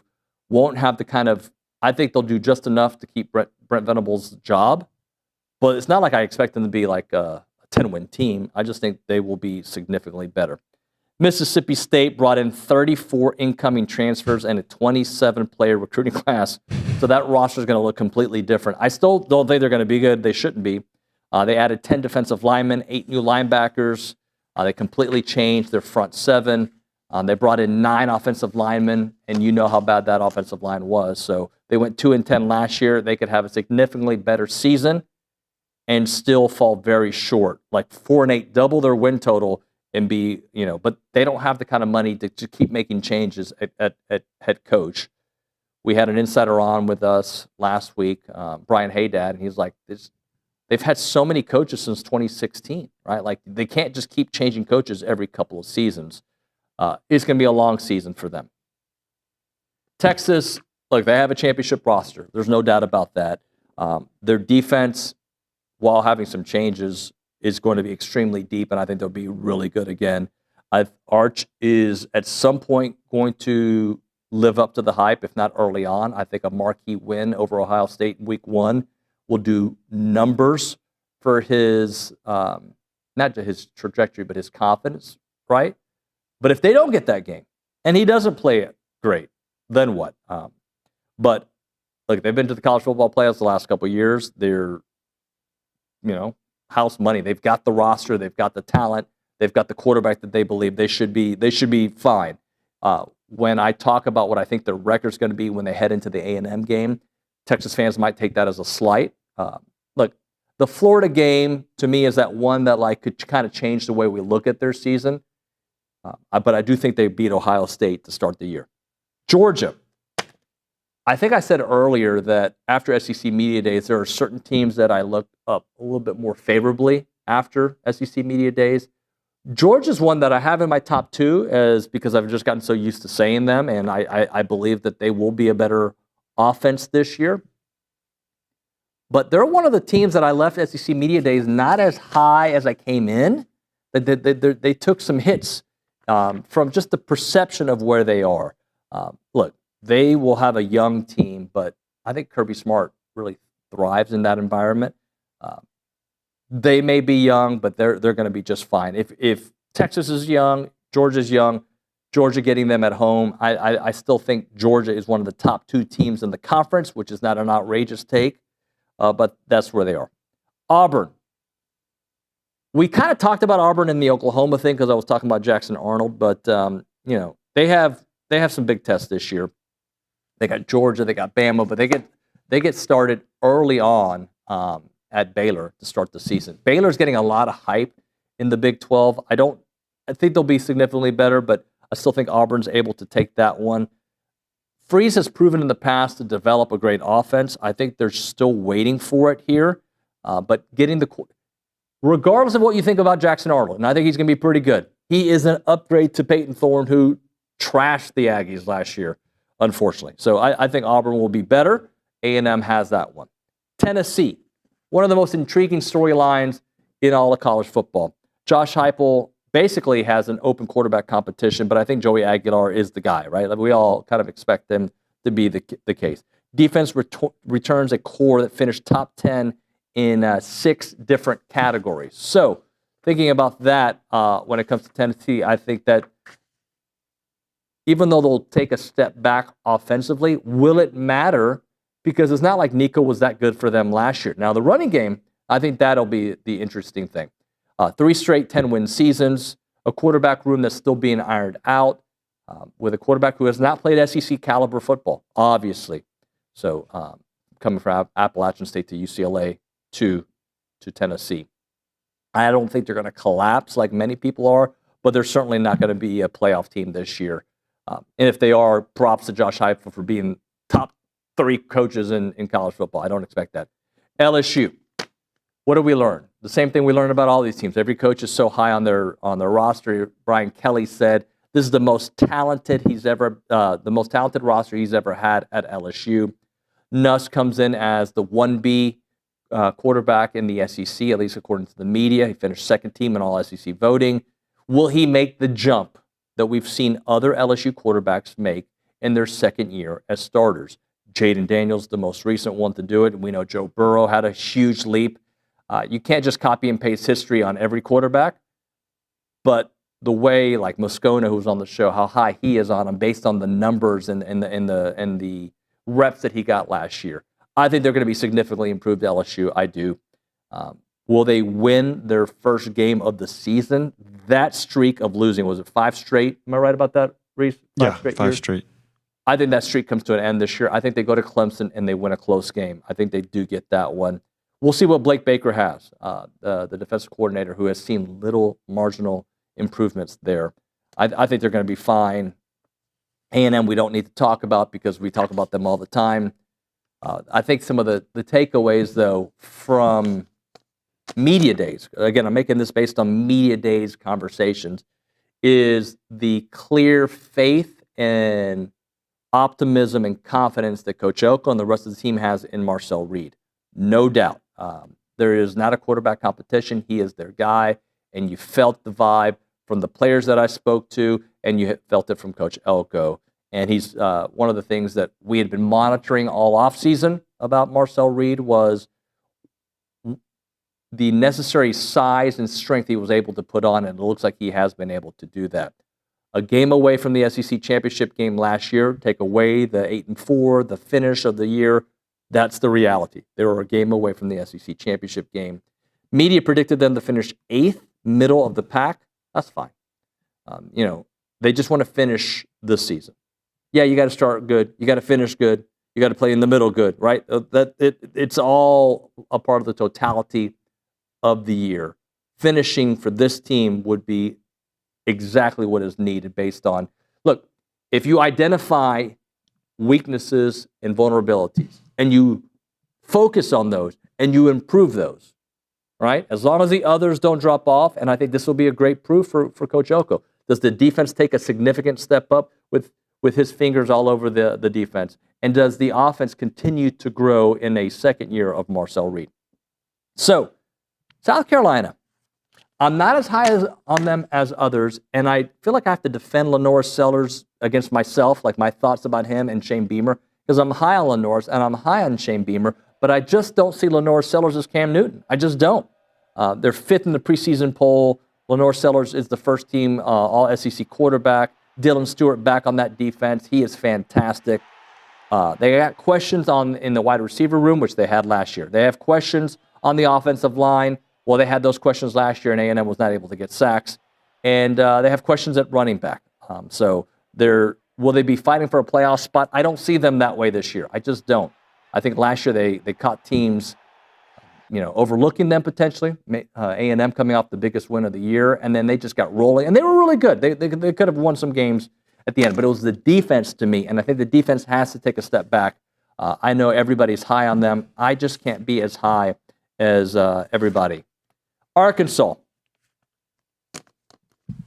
I've been talked into hyping up Taylor Green. I've been talked into it by people on this staff and beyond. They were 7-6 last year, though, Arkansas was, and it kept Sam Pittman's job. They will not be 7-6 this year. I think they're a 6-win team. Bookmakers have them at 5.5. I think they will be better than that, but barely better than that. Can they take a step up offensively with Bobby Petrino's year 2? Potentially. They got an early season game against Notre Dame and Taylor Green, as I mentioned at the top of it. I don't know, but if Bobby Petrino can take Taylor Green to a new heights, then I think they could be better than what Vegas has for them, but they are not a 7-win team. I think 6 at best. Vanderbilt, Diego Pavia, I stood next to him as close as I am to Reese, and he was smaller than I expected, but stronger than I expected. He was he looked bulky. Yeah. Did you see him? Yeah, he's just one of those short but strong physical guys. Yeah, he was shorter than I expected. Look, they should be better. I don't know if their record's going to be better, but they should be better. The thing is, I don't think you're beating Alabama 2 years in a row. But Pavia, legit, that should give them a lot of excitement, because the interesting thing is, I know that Pavia's idol was Johnny Football. The hype for Pavia is not the hype that it was for Johnny. He didn't win the Heisman, obviously, and he only won 7 games. But I feel like he's still a quarterback that people forget, so he should still have that chip on his shoulder. So I think they should be good. I don't think it was a fluke last year, but I don't think we're going to see significant improvement from them. They have the same quarterback, the same core players. They shocked the SEC last year. They do not shock the SEC this year. All right, when we come back, Around Aggieland. Right now, we're talking Heritage Films. They want to preserve your farm and your ranch's legacy, and it's a great company that tells stories. Right? They're so good at telling stories. Life moves in seasons, and each one matters. Farm and Ranch Films offers this awesome opportunity to showcase your land that you love so much. Bottle those moments before they're gone. Imagine your grandchildren not seeing what your operation looked like, and also understanding the principles that your ranch was built on. Chance McClain and his team, they don't just do interviews, they do these cinematic legacies that are here for the test of time. And they offer knowledge and growth for your family for the future generations. Visit yourheritagefilm.com. Click on the farm and ranch portion of the website, or call Chance up directly, 713-893-8341. 713-893-8341 is Heritage Films.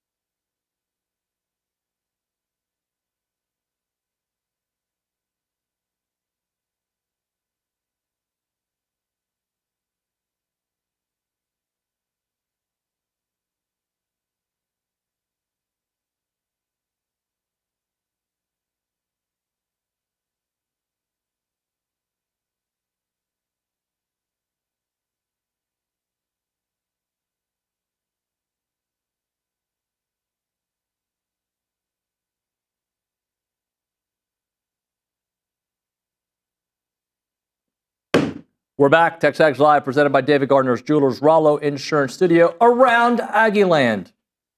Had to make sure my mic was on. I dressed up for you? Yeah. Oh, well, I had to put on my Ranger shirt to support my boys. We lost yesterday. I was going to say, they lost to Detroit yesterday, right? But they won the first 2 games.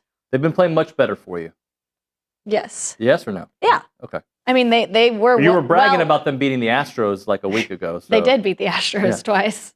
Yeah. And the Astros beat them. But Richard was at the game yesterday. He was hoping to see like the most prime pitching matchup, but we had a little bit of tweaking going on with our pitching rotations. So. Little rotation tweak. Yeah, but he still got to see the best pitcher. So what do you have for us? We've got some football news as 6 Aggies earned preseason All-SEC honors from the media at SEC Media Days. Le'Veon Moss headlined as the first-team pick after rushing for 765 yards and 10 touchdowns in just 9 games last season. 3 offensive linemen, Armaje Reed-Adams, Trey Zune, and Chase Basantis, were recognized as second-team All-SEC preseason. And on the defense, Will Lee III also landed second-team after 10 pass breakups and 93-yard pick-6 versus Texas. Linebacker Torian York, a team captain, made third-team after leading A&M with 82 tackles last year. And on the recruiting front, the Aggies continue to stay hot as they landed a verbal commitment from 2026 safety Tylen Wilson from Mississippi as he chose Texas A&M over Clemson, Arkansas, Ole Miss, Alabama, and others. On the baseball front, Brooks Raley made his return to the big leagues on Friday after some time out due to an injury. He only pitched 1 inning, but he struck out 2 and allowed no hits. Another Aggie that is climbing back through the minors, this time as a pitcher, is Tyler Naquin, who he threw 2 no-hit innings for the high A affiliate of the Cleveland Guardians this past Friday as well. Awesome stuff. That was short and easy. Short and sweet this time. Short and sweet. Pick back up soon. Appreciate you, Carlita. Absolutely. Let's go to the Angry Elephant News and Social Center.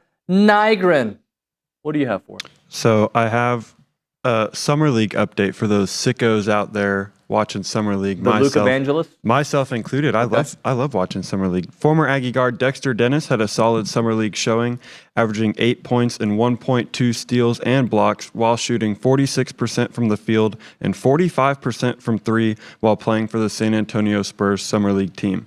Dennis is looking to earn rotational minutes in the NBA in 2025. Hope to see that. Hopefully. All right, so this is what we have planned for you in hour number 3. Billy Liucci. We'll have Billy for the hour. In that hour, what we'll do Around the SEC, brought to you by the Jackson Group to start it off. And I got a couple of talking points I want to get into. Something something that Cole Kublik said on the Paul Feinbaum show, talking about the A&M offense. I'll run it by Billy. And Dabo Sweeney says that playoff system's going to blow up. So those are some of the talking points we'll have with Billy, along with 25 and 25, and maybe some players we take for granted. It is TexAgs Live. We are presented by David Gardner's Jewelers. We are in the Rollo Insurance Studio, and you can call us up on the Bubby's Catering and Bartending Hotline at 979-693-1150.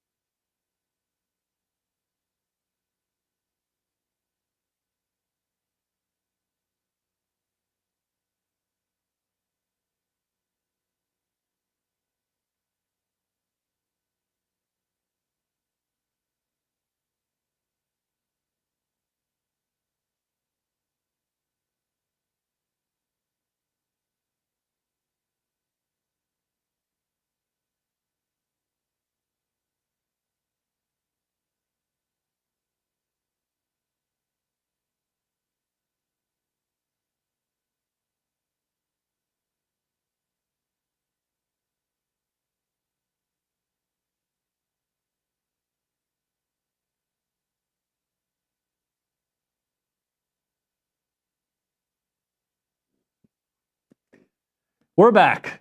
TexAgs Live. We're presented by David Gardner's Jewelers, Rollo Insurance Studio. Should have Billy with us here pretty soon. We need to do Around the SEC, and we'll do that here in a moment. But that's brought to you by the Jackster Group. But I did want to read something. Matt Salvaggio, who works across the street for Texas A&M Athletics, sent me some information on the Mission 12 Gridiron to the Diamond Aggies Do It All celebrity softball game. That's coming up on the 23rd. That's from 5 to 7 at Davis Diamond. Gates open at 4 o'clock. Free admission. So your favorite Texas A&M football players are stepping up to the plate for a celebrity softball game at Davis Diamond. So if you want to go check it out right before they start practice, be a cool event. I'm sure our TexAgs staff will be there to cover that. That is coming up here on the 23rd from 5 to 7. As I mentioned, it is Around the SEC, brought to you by the Jackster Group. Let's go to Nick Savage behind the glass for a little SEC chit-chat.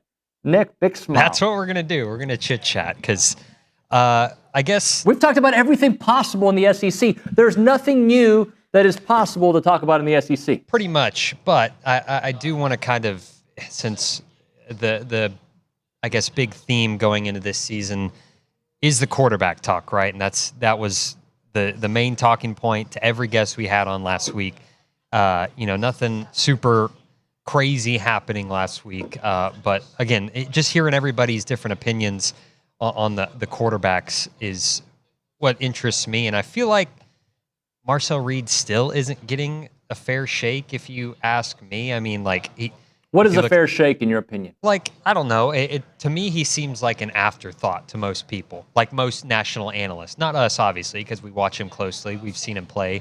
We know what he can do. But to me, it's just like in most of those conversations, I feel like you almost had to be like, hey, well, what do you think about Marcel Reed? Because they would go, oh, well, you got Mateer, you got Manning, you got all these people. But I just don't understand how some of these guys who haven't taken a snap in the SEC yet, or very limited snaps, kind of jump over Marcel when we've seen the high end of what he can be and the low end. The Texas game, obviously not his best, but still, the Florida game sticks out. The LSU showed off his capability with his legs. I just think people are sleeping on Marcel just a bit.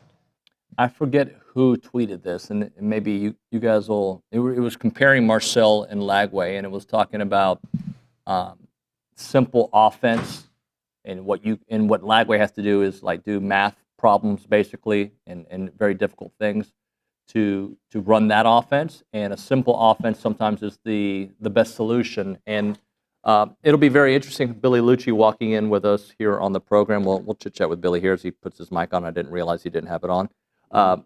But Nick, I agree with you but I think you just win at the end. And it changes perception. You lose at the end. That perception happens until you get a big win.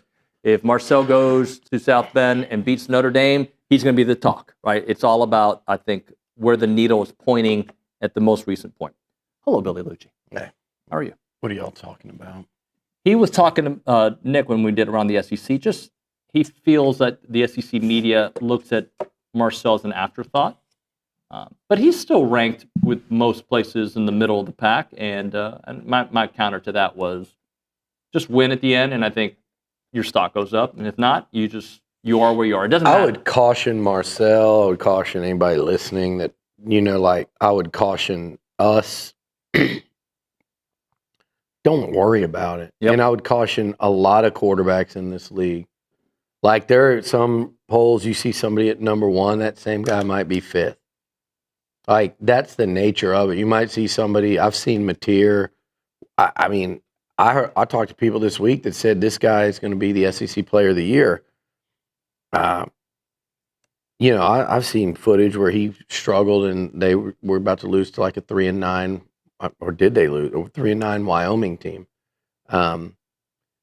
Washington State, they played was Texas Tech the second best team on their schedule last year?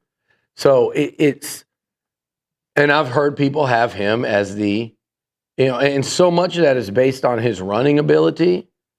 And it's how does that play in this conference versus whatever the hell Washington State was playing? They lost to Wyoming. Yeah, so Wyoming beat him at the very end. Yeah, 15-14. He threw for 182 yards, a touchdown, and a pick. Yeah, so I'm not saying judge him off of that one game. There's a lot more impressive stuff. I think he's an impressive quarterback transfer. But even the OC, right? So I sat there in Atlanta last week, and a lot of what we talked about, and I thought it was great points, was like, hey, what about Colin Klein in year 2 in the SEC? Mm-hmm. We don't really talk about that much, but what about an offensive coordinator that spent his whole career in the Big 12 against Big 12 defenses and came in the SEC? That's a learning curve as well. So they're just assuming, well, Mateer's coming along with his offensive coordinator to Oklahoma, so there's no transition for him. Is there not? Are those same people that are telling me that we could see Klein make a big jump after 1 year through the league? Are those same people assuming that the Washington State OC is not going to have those similar issues coming to Norman and being in the SEC on that schedule? So every quarterback, I saw somebody the other day had Arch Manning ranked, somebody that I think does a good job, had him ranked 5th. I've seen other people have him ranked 1. So it's all over the map. So yeah, Marcel has kind of been, to me, kind of in that pack. And it just doesn't matter.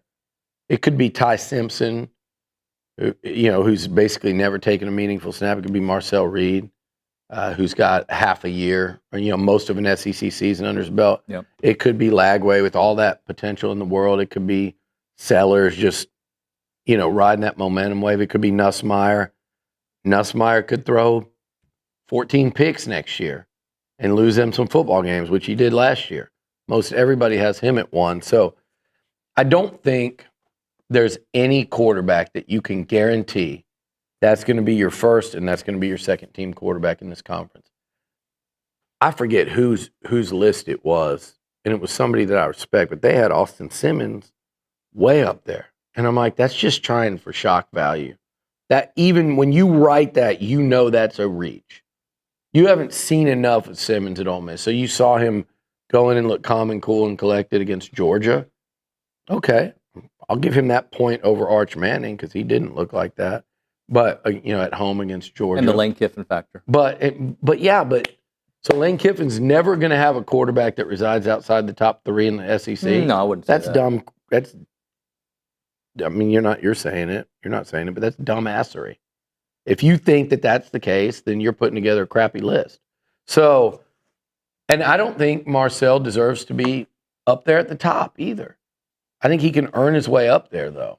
I think he does deserve to be kind of outside of that, right outside of that top group. Because again, you can compare him and Lagway last year. Like, compare what they did and their numbers. You could compare him with a lot of these guys from again, I watched him and Nussmeier. I watched him and Sellers. He got the better of Nussmeier. Sellers got the better of him in the second half. He got the better of Nussmeier in the second half. So it's just, we don't know. Nobody knows. And the good news is Marcel has shown enough that the potential is there to make a strong move up that postseason list, an in-season list. But he also, that's not guaranteed. So he's got to go out and show it. And that's the one thing I always want to say, because it's the reality. He's got to go out and show it. But I think he showed it more last year than he didn't. By a pretty significant margin. And I said it in Atlanta, I'll say it now. His 2 bad games were a bad half on the road at South Carolina in front of 80,000 and during a game where you lost your best running back, your best player that he was handing the ball off to. And then the other one was Texas against what I think, turned out to be one of the 2, along with Ohio State, maybe 3 along with Notre Dame, one of the best defenses in college football last year. So that was the bad. He wasn't bad against USC. He wasn't bad against Auburn. Certainly wasn't bad against Florida or LSU. That was it. It was those 2 games. And again, probably 2 of the best 3 defenses in the SEC. I think it's completely understandable. And so anyone that rates him too low or is overlooking him, I think that's foolish as well. but I also don't think it's a guarantee, hey, he's going to make everybody look bad. I do think that's a possibility, though. I think it's a realistic possibility. I'm trying to find Mitzi's tweet about Marcel. I'm not finding it here. What do you say in general? Basically, he said, I saw the games and, he struggled in the Texas game and the other one. And it was more about consistency. But I would say overall, take away the Texas game. What was the other game you said he might have struggled in? Auburn. No, South Carolina second half. But also, here's another thing. He's just like the O-line, just like the defense. He's not above being part of the reason they fell behind 21-0 at Auburn. He's not above part of the reason they fell behind 17-0 against South Carolina. But again, this is a first-year quarterback going on the road at night in those two games for the first time in his collegiate career. Remember, Florida was a day game, and LSU was at home. Those were his first two road trips in the SEC at night, and it was at Jordan-Hare and in Columbia, South Carolina. So, yes, it wasn't just Marcel; it was the team that got off to bad starts in both those games. Yeah. But as you get a more experienced quarterback and an OC now that really knows his quarterback, you think they come out in those games and they can be a little more poised and under control. And, oh, by the way, again, even in both those games, you watch a quarterback lead a team back from 17-0 down on the road and lead a team back from 21-0 down on the road that they should have won. He won that game for them. He scored. He drove them down the field, produced a touchdown, and said, "Here you go, defense. Let's hold on to this lead for 4 minutes, and we're out of here." And they weren't able to do it. So, and this ties in with a quote that I wanted to bring up to you. I don't know if you saw Cole on Feinbaum talks about Colin Klein in year 2. He goes, "I think Colin Klein has to grow a little bit. There were times last year where A&M's running the football, and then all of a sudden they're returning into an air raid, spread it out, throw it around offense. And hearing Mike Elko discuss some things, he wants to get back defensively. I think this is going to make this group a little more sound, a little less high risk." Yeah, I think that goes back to kind of what we were talking about, like that you learned on the job last year. You didn't just learn on the job in a new conference. You learned on the job under a new head coach. You learned on the job when you went with one quarterback and he failed to perform. You had to go to another quarterback. You wanted to give the quarterback that got banged up another shot. He looked great, then he looked terrible. And then you had to make a switch. I mean, Klein didn't make that switch to Marcel in LSU. I'm sure he had some input there, but that's a head coaching decision. Yeah. And then Klein has to go and say, okay, now work with this. So it was not anyone that would think that would be an easy year for your OC. You're absolutely nuts. So yeah, I think there's some truth to what Cole's saying, and he's going to evolve with the talent and with the offense as well. And also, again, that was a straight up learning on the job thing. Yeah. You think Colin Klein had ever coached in an environment like the one at Kyle Field for the A&M Texas game? No. Or some of those environments in the SEC? No. I mean, Kansas State on the road at Texas in a day game is nothing like what he experienced there, play calling.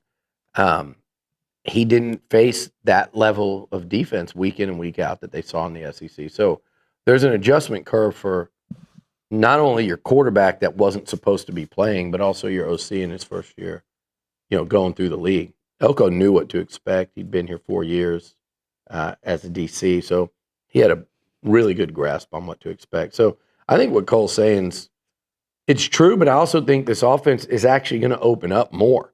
I don't think this is going to be, hey, let's do a shell and ground and pound here, because, by the way, that's a recipe for failure. You think you're just going to line up and line up against Texas and just run the ball down the field? Or by the way, this Auburn defense and Durkin, who I know Olin despises because of the, and A&M fans because of the 3-man fronts.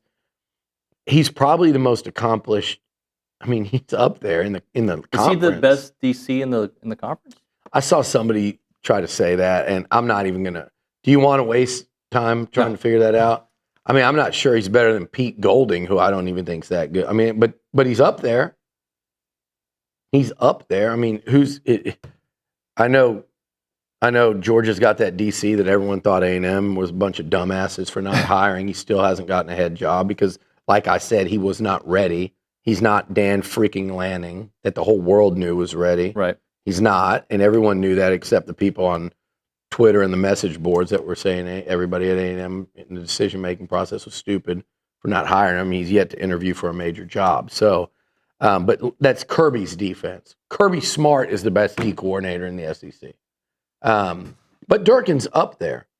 And my point is, you're not going to line up and go, well, we got a veteran O-line and we got Le'Veon Moss and our quarterback can run. So we're going to run it up and down the field against Texas and we're going to run it up and down the field against Notre Dame and Auburn and South Carolina.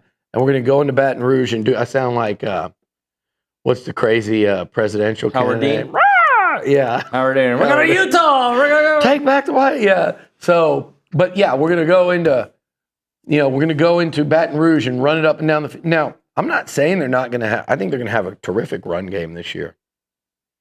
But I think what that's going to do is open up chances for Colin Klein to say, look, Terry Bussey, Casey Concepcion, Mario Craver, Ashton Bethel Roman, those guys are, those last two I said are big time vertical threats.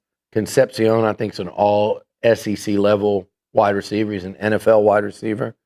And then Terry Bussey is he's one of the wild cards on this whole football team. So I think you're going to see them actually attack the field more vertically than we did last year and take longer shots down the field more consistently. So if you're reading that and thinking that this team's going to kind of be play the game in a phone booth and that's going to be their advantage, I would say no, that's not what they're going to do. I think they're going to establish a running game that is very difficult to stop. They're going to make you pay for that with play action on early downs. And then as the game wears on, then you're going to see games look more like you saw against Arkansas last year, where they're just wearing you out. Wear you down, yeah. I think they did that against Mississippi State, where we're just wearing you out the run game late. Yep. All right, we'll hit a break here. If your organization or your business is looking for an opportunity to engage with Aggies, check out the Association of Former Students. They bring Aggies of all ages together during their awesome events that are held throughout the year. We're talking about Aggie Ring Day, All Aggie Hullabaloo, The Gathering. They all welcome tens of thousands of guests. And there's going to be a lot of sponsorship and vendor opportunities to get your brand in front of those attendees. They offer a wide variety of both digital and in-person options to promote your brand. These options include title sponsorship naming, on-site presence, activation, recognition in social media posts, and much, much more. There's also advertising opportunities in both the Texas Aggie Magazine and the Aggie News newsletter, which are seen by over 230,000 people. So if your business is ready to engage with Aggies, choose a partner that's been with the organization supporting the Aggie Network for over 140 years. For more information on options available through the association, please email sponsorships@aggienetwork.com. It is the Association of Former Students.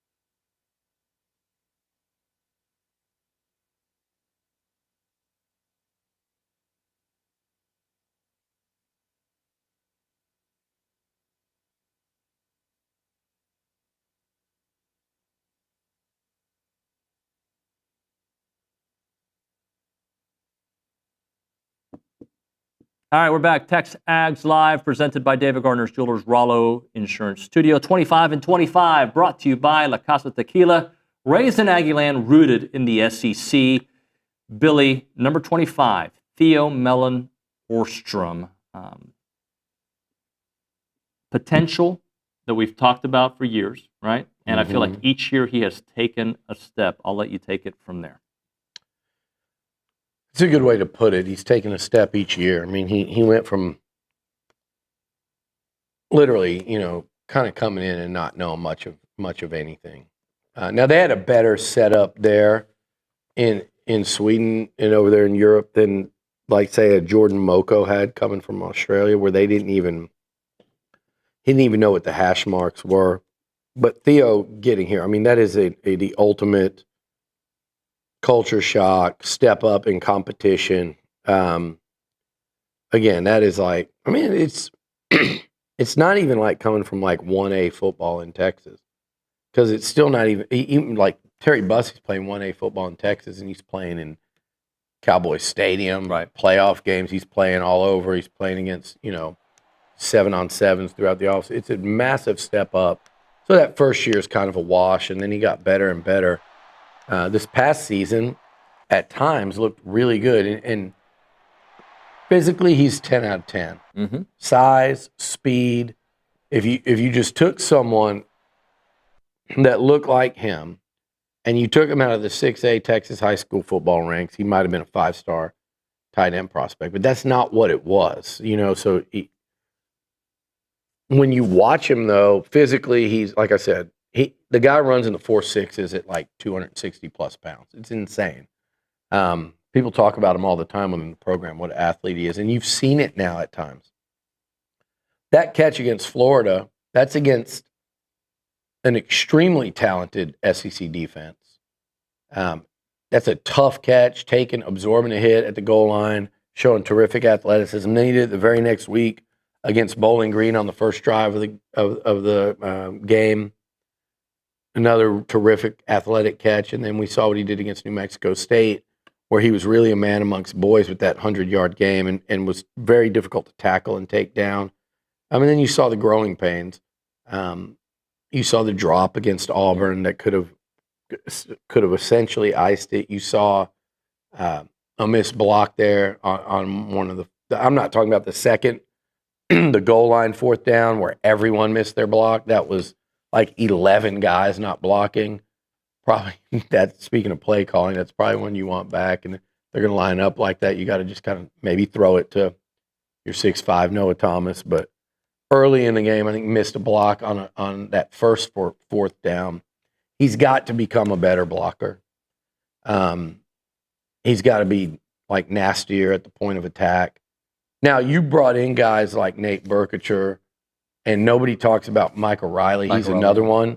Cole, speaking of Cole Kubelik, Cole was talking to me about him. Said every time they bring him in for Auburn, he was just mauling people. And he said he always wondered why they didn't play him more. So you're bringing in those two, plus an improved Theo. So it's not like he might not have to be your best blocker, but Theo has a chance. If he can become a blocker to play football, there's no reason why he shouldn't. His size, his strength, and now this much time in the program, like this should be a big jump year, I think, for Theo Mellon Orstrom. I think he should take a significant jump from last year to this year now. This SEC, American football, but also SEC football, he's used to it by now. And he's made some real plays. He's made some real plays against real teams, and if he can elevate that blocking, he could be a really good weapon for this offense. So I was going to ask you this Friday, but it works well today. How do we evaluate the tight end room, just with the different skill sets that we have in there? And then I thought Trey Watson was awesome last year. I really enjoyed his big playability.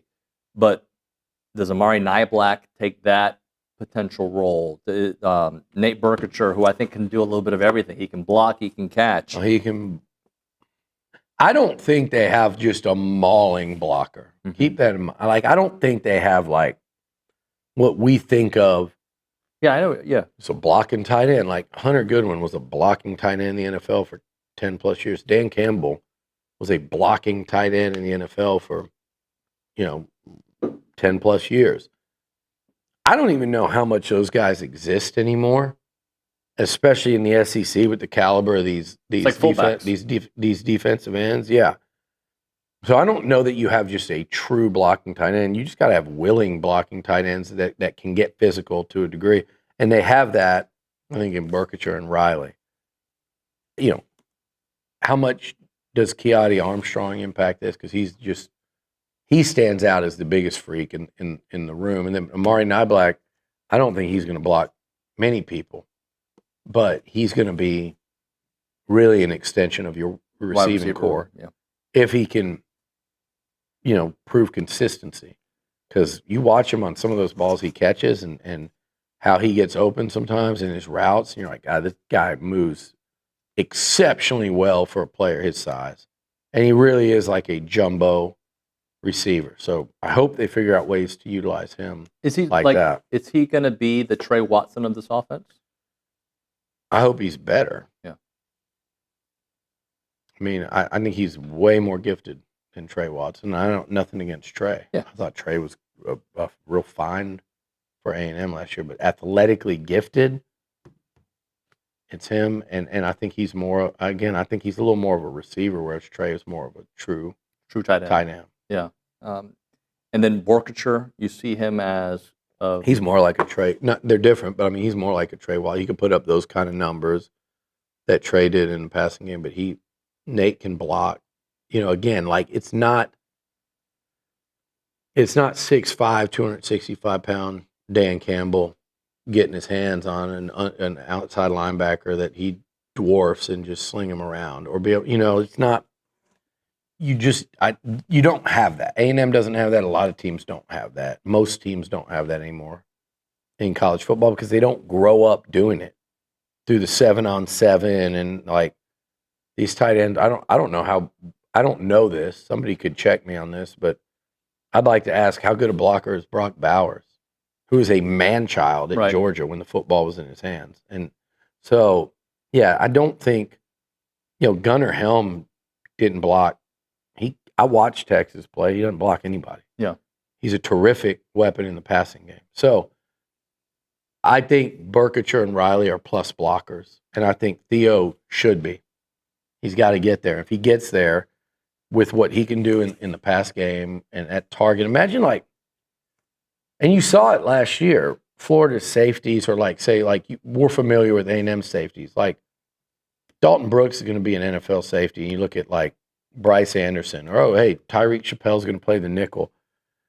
Those guys, if they get locked up and they have to cover Theo and he can pull them down the field, how do you that's a problem. That's a problem for those guys. You think of the size difference. Mm-hmm. And then if you're going to go with a linebacker, they can't run with him. So it's just a matter of, I think, again, Klein kind of figuring out how to utilize these different type weapons at tight end in the passing game. Because I still think that's where Theo will be the bigger asset. And I'm not saying he's going to put up massive numbers as a receiver, but I think he's going to come up with some big catches in important games for A&M this fall.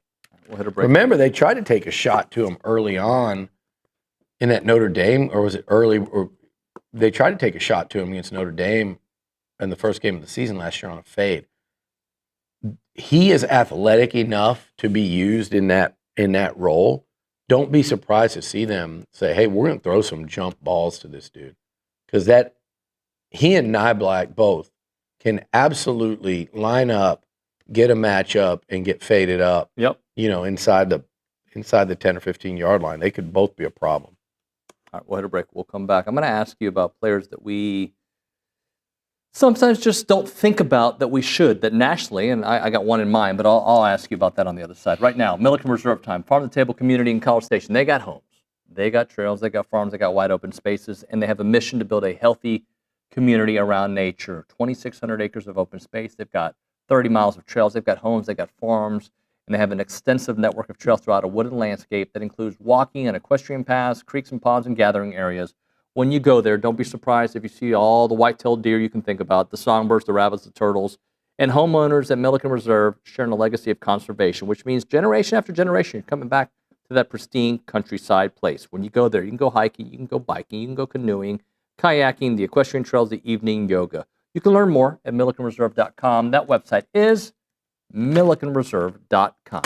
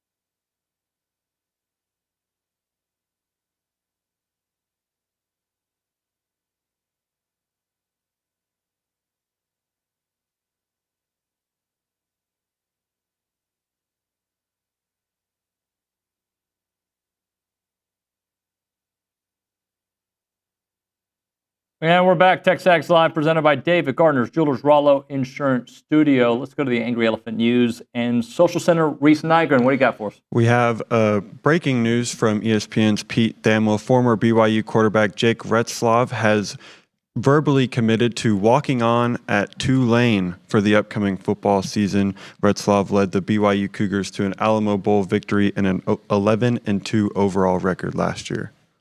Big get for Tulane. That's a giant get for Tulane, and I think a really good head football coach up there. And they open up with Northwestern, from the Big Ten, which could be a chance for statement from Tulane's been a good program under several coaches. You go back to obviously Willie Fritz and what he did there, and hopes to do at U of H. But and you go back even further, they've had guys like and quarterbacks like Sean King, J.P.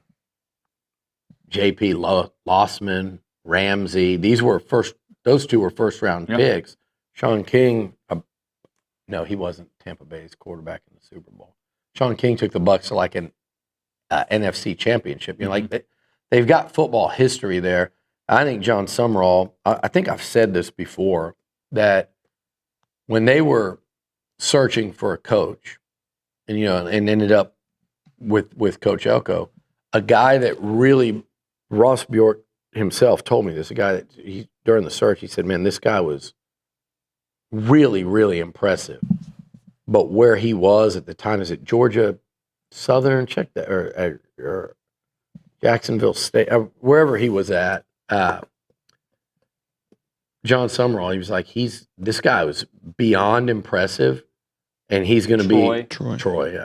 He's like, he's beyond impressive. And where was he prior to Troy? Even wasn't Georgia Southern, but he was like, he was beyond impressive, and he's going to be like, he's got like Kirby Smart type, like young Kirby type energy. Like the dude's an absolute stud, ball coach, and I know people at Tulane were worried about losing him last year, and I know that was a big talk, and he didn't really comment on it for a while, and people kind of mistook that silence for speaking volumes, which it wasn't. He ended up staying there. I know his name came up a lot at North Carolina. So he's a guy that's on the rise, and you give him a quarterback like that. And again, there's recent history there, as recent as going and beating USC and Dry Fit Riley's ass in the Cotton Bowl, where they humiliated Dry Fit and Caleb Williams. I like saying Dry Fit Riley, especially now after USC beat A&M in that bowl game. But dusted Dry Fit, and so there's a lot of recent history there. They had to hold off some major programs, and including at least one on the A&M schedule that behind the scenes really made a play for him, from what I'd been hearing. So it's going to be interesting to see. That kind of makes me wonder if that team, how confident they are in their own quarterback situation, that they were making efforts to come in and bring an impact guy from BYU. And it's a tricky deal because he didn't get dismissed from that team, right? He was suspended for, 7 games? Accused and suspended 7 games, and he's like, I'm out. But you're out of the portal window, so the whole thing's interesting, and that's why I think the walk-on component is there. Yep. There's a text that came in. I don't have it in front of me, Reese. From PG Ag, I believe it was. Yeah, he said, at some point, can y'all ask Billy to talk about the 2 new coaches and what he hears they are bringing to the team? I haven't heard much of what they're bringing. In terms of they're just added assets to the coaching staff and veteran presences, because you can now do that with your staff, and you can add guys that can actually coach. And so he's added a couple veterans that he's worked with in the past and is comfortable with. And on the defensive side, it's someone that was his very first hire when he was a defensive coordinator. I believe it was at Hofstra many, many years ago. So that's an opportunity, I think, for, just to get someone else in there that really understands Mike Elko's defense. And it's going to allow Jay Bateman to really focus on the front 7 and the run fit stuff, and that's where I think Bateman excels, and that's like I mean, I'm not saying he can't do anything else, but that's what he is at his best at. That's where he's in his comfort zone. That's where he kind of has made a name for himself on the defensive side of the ball. So you allow him to focus up more on that. Yeah, and John Perry, who I remember his time with the Texans. Yeah. So yeah, just a ton of experience that he just added into both of those rooms to help out with. Look, let's be honest, it's a pretty young group in the secondary when you go Jordan Peterson and Ish. Now Jordan's been coaching, probably closing in on.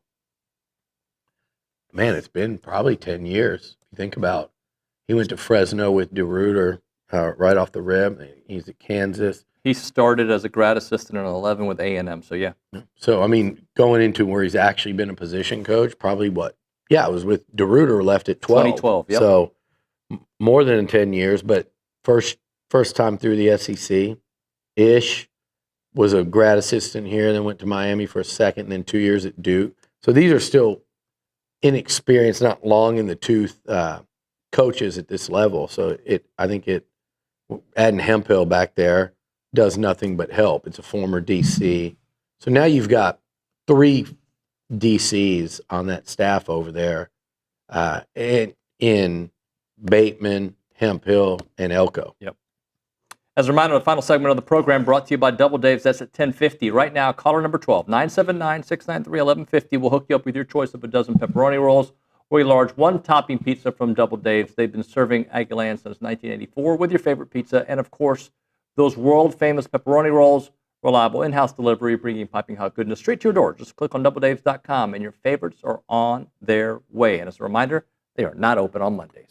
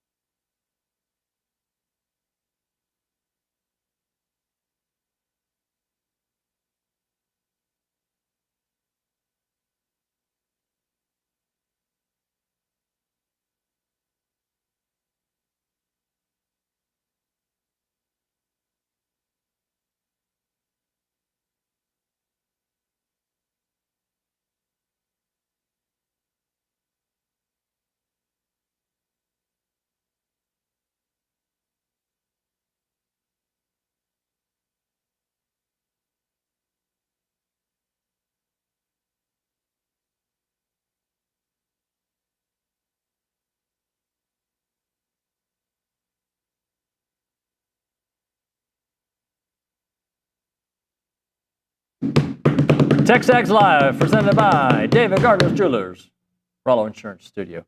So here's my question for you. Oh, God, here we go. Would you rather me just look at you and you just make you talk? Here we go. Here we go. Go ahead. No, what do you want to talk about, Billy? You don't want to go down that road. We'll go in every which direction. I have a player in mind. Weekend. I'll tell you about it. Oh, that's fine.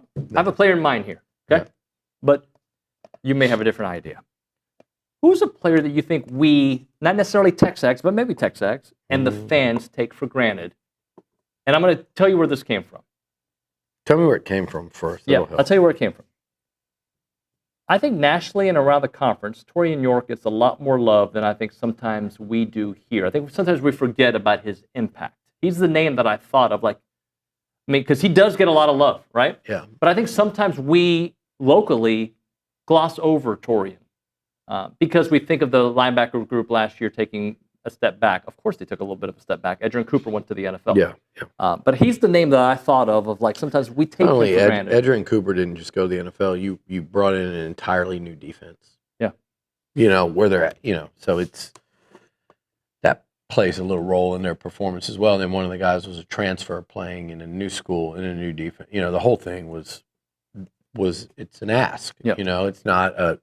It's not like a light switch where it goes on or off. Well, now they're dimmer switches, but you know what I mean. The clapper. So I think Torian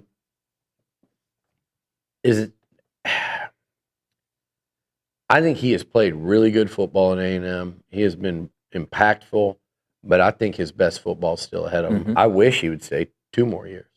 I don't know, whether or not that's in this day and age. I don't know whether or not that's in his mind or not. I think he could stay 2 more years and go out as one of the better linebackers we've had here if he continues on his improvement curve, because he has taken a big jump.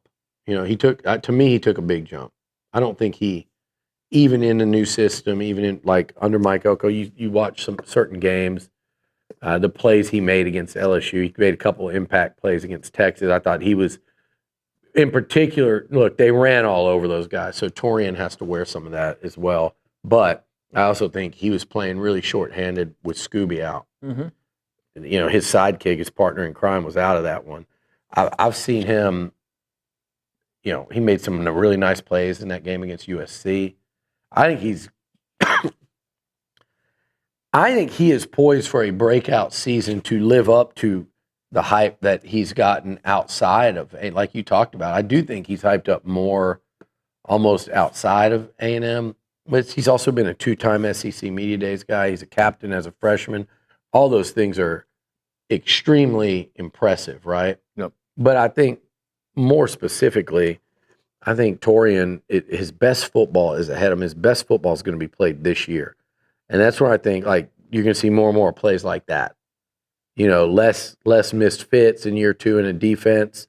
Year 3 as a college football player, he's shown he's plenty up for the task physically. He's a durable linebacker. He doesn't miss time. I think Torian York's he's one of the best players on this team. And I think he's got the potential to be an All-SEC linebacker this year. I don't think he's played to that level yet. I think he's flashed it.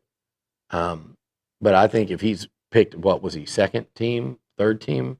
13. All-SEC, I could see him absolutely moving his way up into one of those first 2 teams. He's got the potential to do that. And then my pick,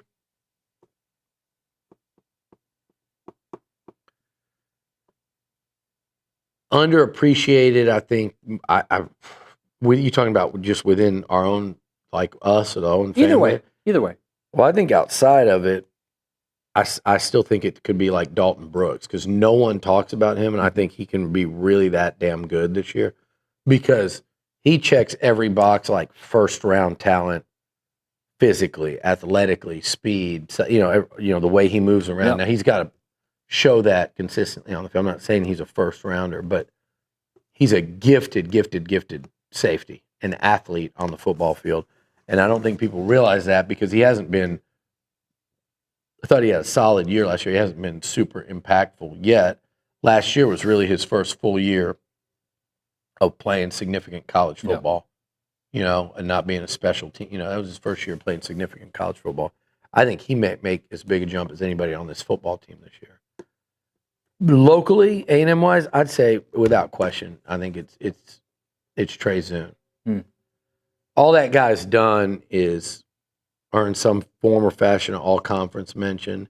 He's played left tackle in the SEC for 3 years. He can play right tackle. He could play center. He could play guard. And I think he's going to be an interior guy in the NFL and play for a while. He's just gotten better and better and better as a player at that tackle position. Like York, he's a captain. And people had to watch him go through growing pains as a true freshman. That I think he was a true freshman that year. It wasn't a red shirt. But as a freshman, he wasn't. He was kind of thrown out there at left tackle. And, he baptism by fire in the SEC. Brutal way to be, especially when you're injured. And he had about 5 different injuries that year and played through it. So his improvement curve has been just fun to watch. It's been, I'm really happy for what he's been able to do since getting here. He's been an excellent player for A&M, and I thought really started to come into his own last year. I think another one that I think just because of the injury we don't think about is Tyreek Chappelle as much. Well, yeah, but I mean, I think how can you? Right. No, I get it, but he's back. He started as a true freshman for Mike Elko, right? Yeah. From Philadelphia, Pennsylvania, not from, Duncanville or DeSoto or Katy or Westlake, like Philly, down here at the SEC, starting at corner, lining up against guys like, Jalen, it might not have been Jalen Waddle that year, might have been, but lining up against guys like either Waddle or who's guys, the receivers at Bama, the Ohio State guy, Jameson Williams, and then who's the guy from that's with the Texans that's been a bust so far? John Mechie and Jameson Williams. He's lining up on them as a true freshman. That dude, but I don't think you could say underrated because he didn't play last year. I just don't think we mention them as much. I do. Shoot, I've been mentioning him since he was a freshman, since he was a recruit. I thought he was, and Mike Elko mentions him all the time.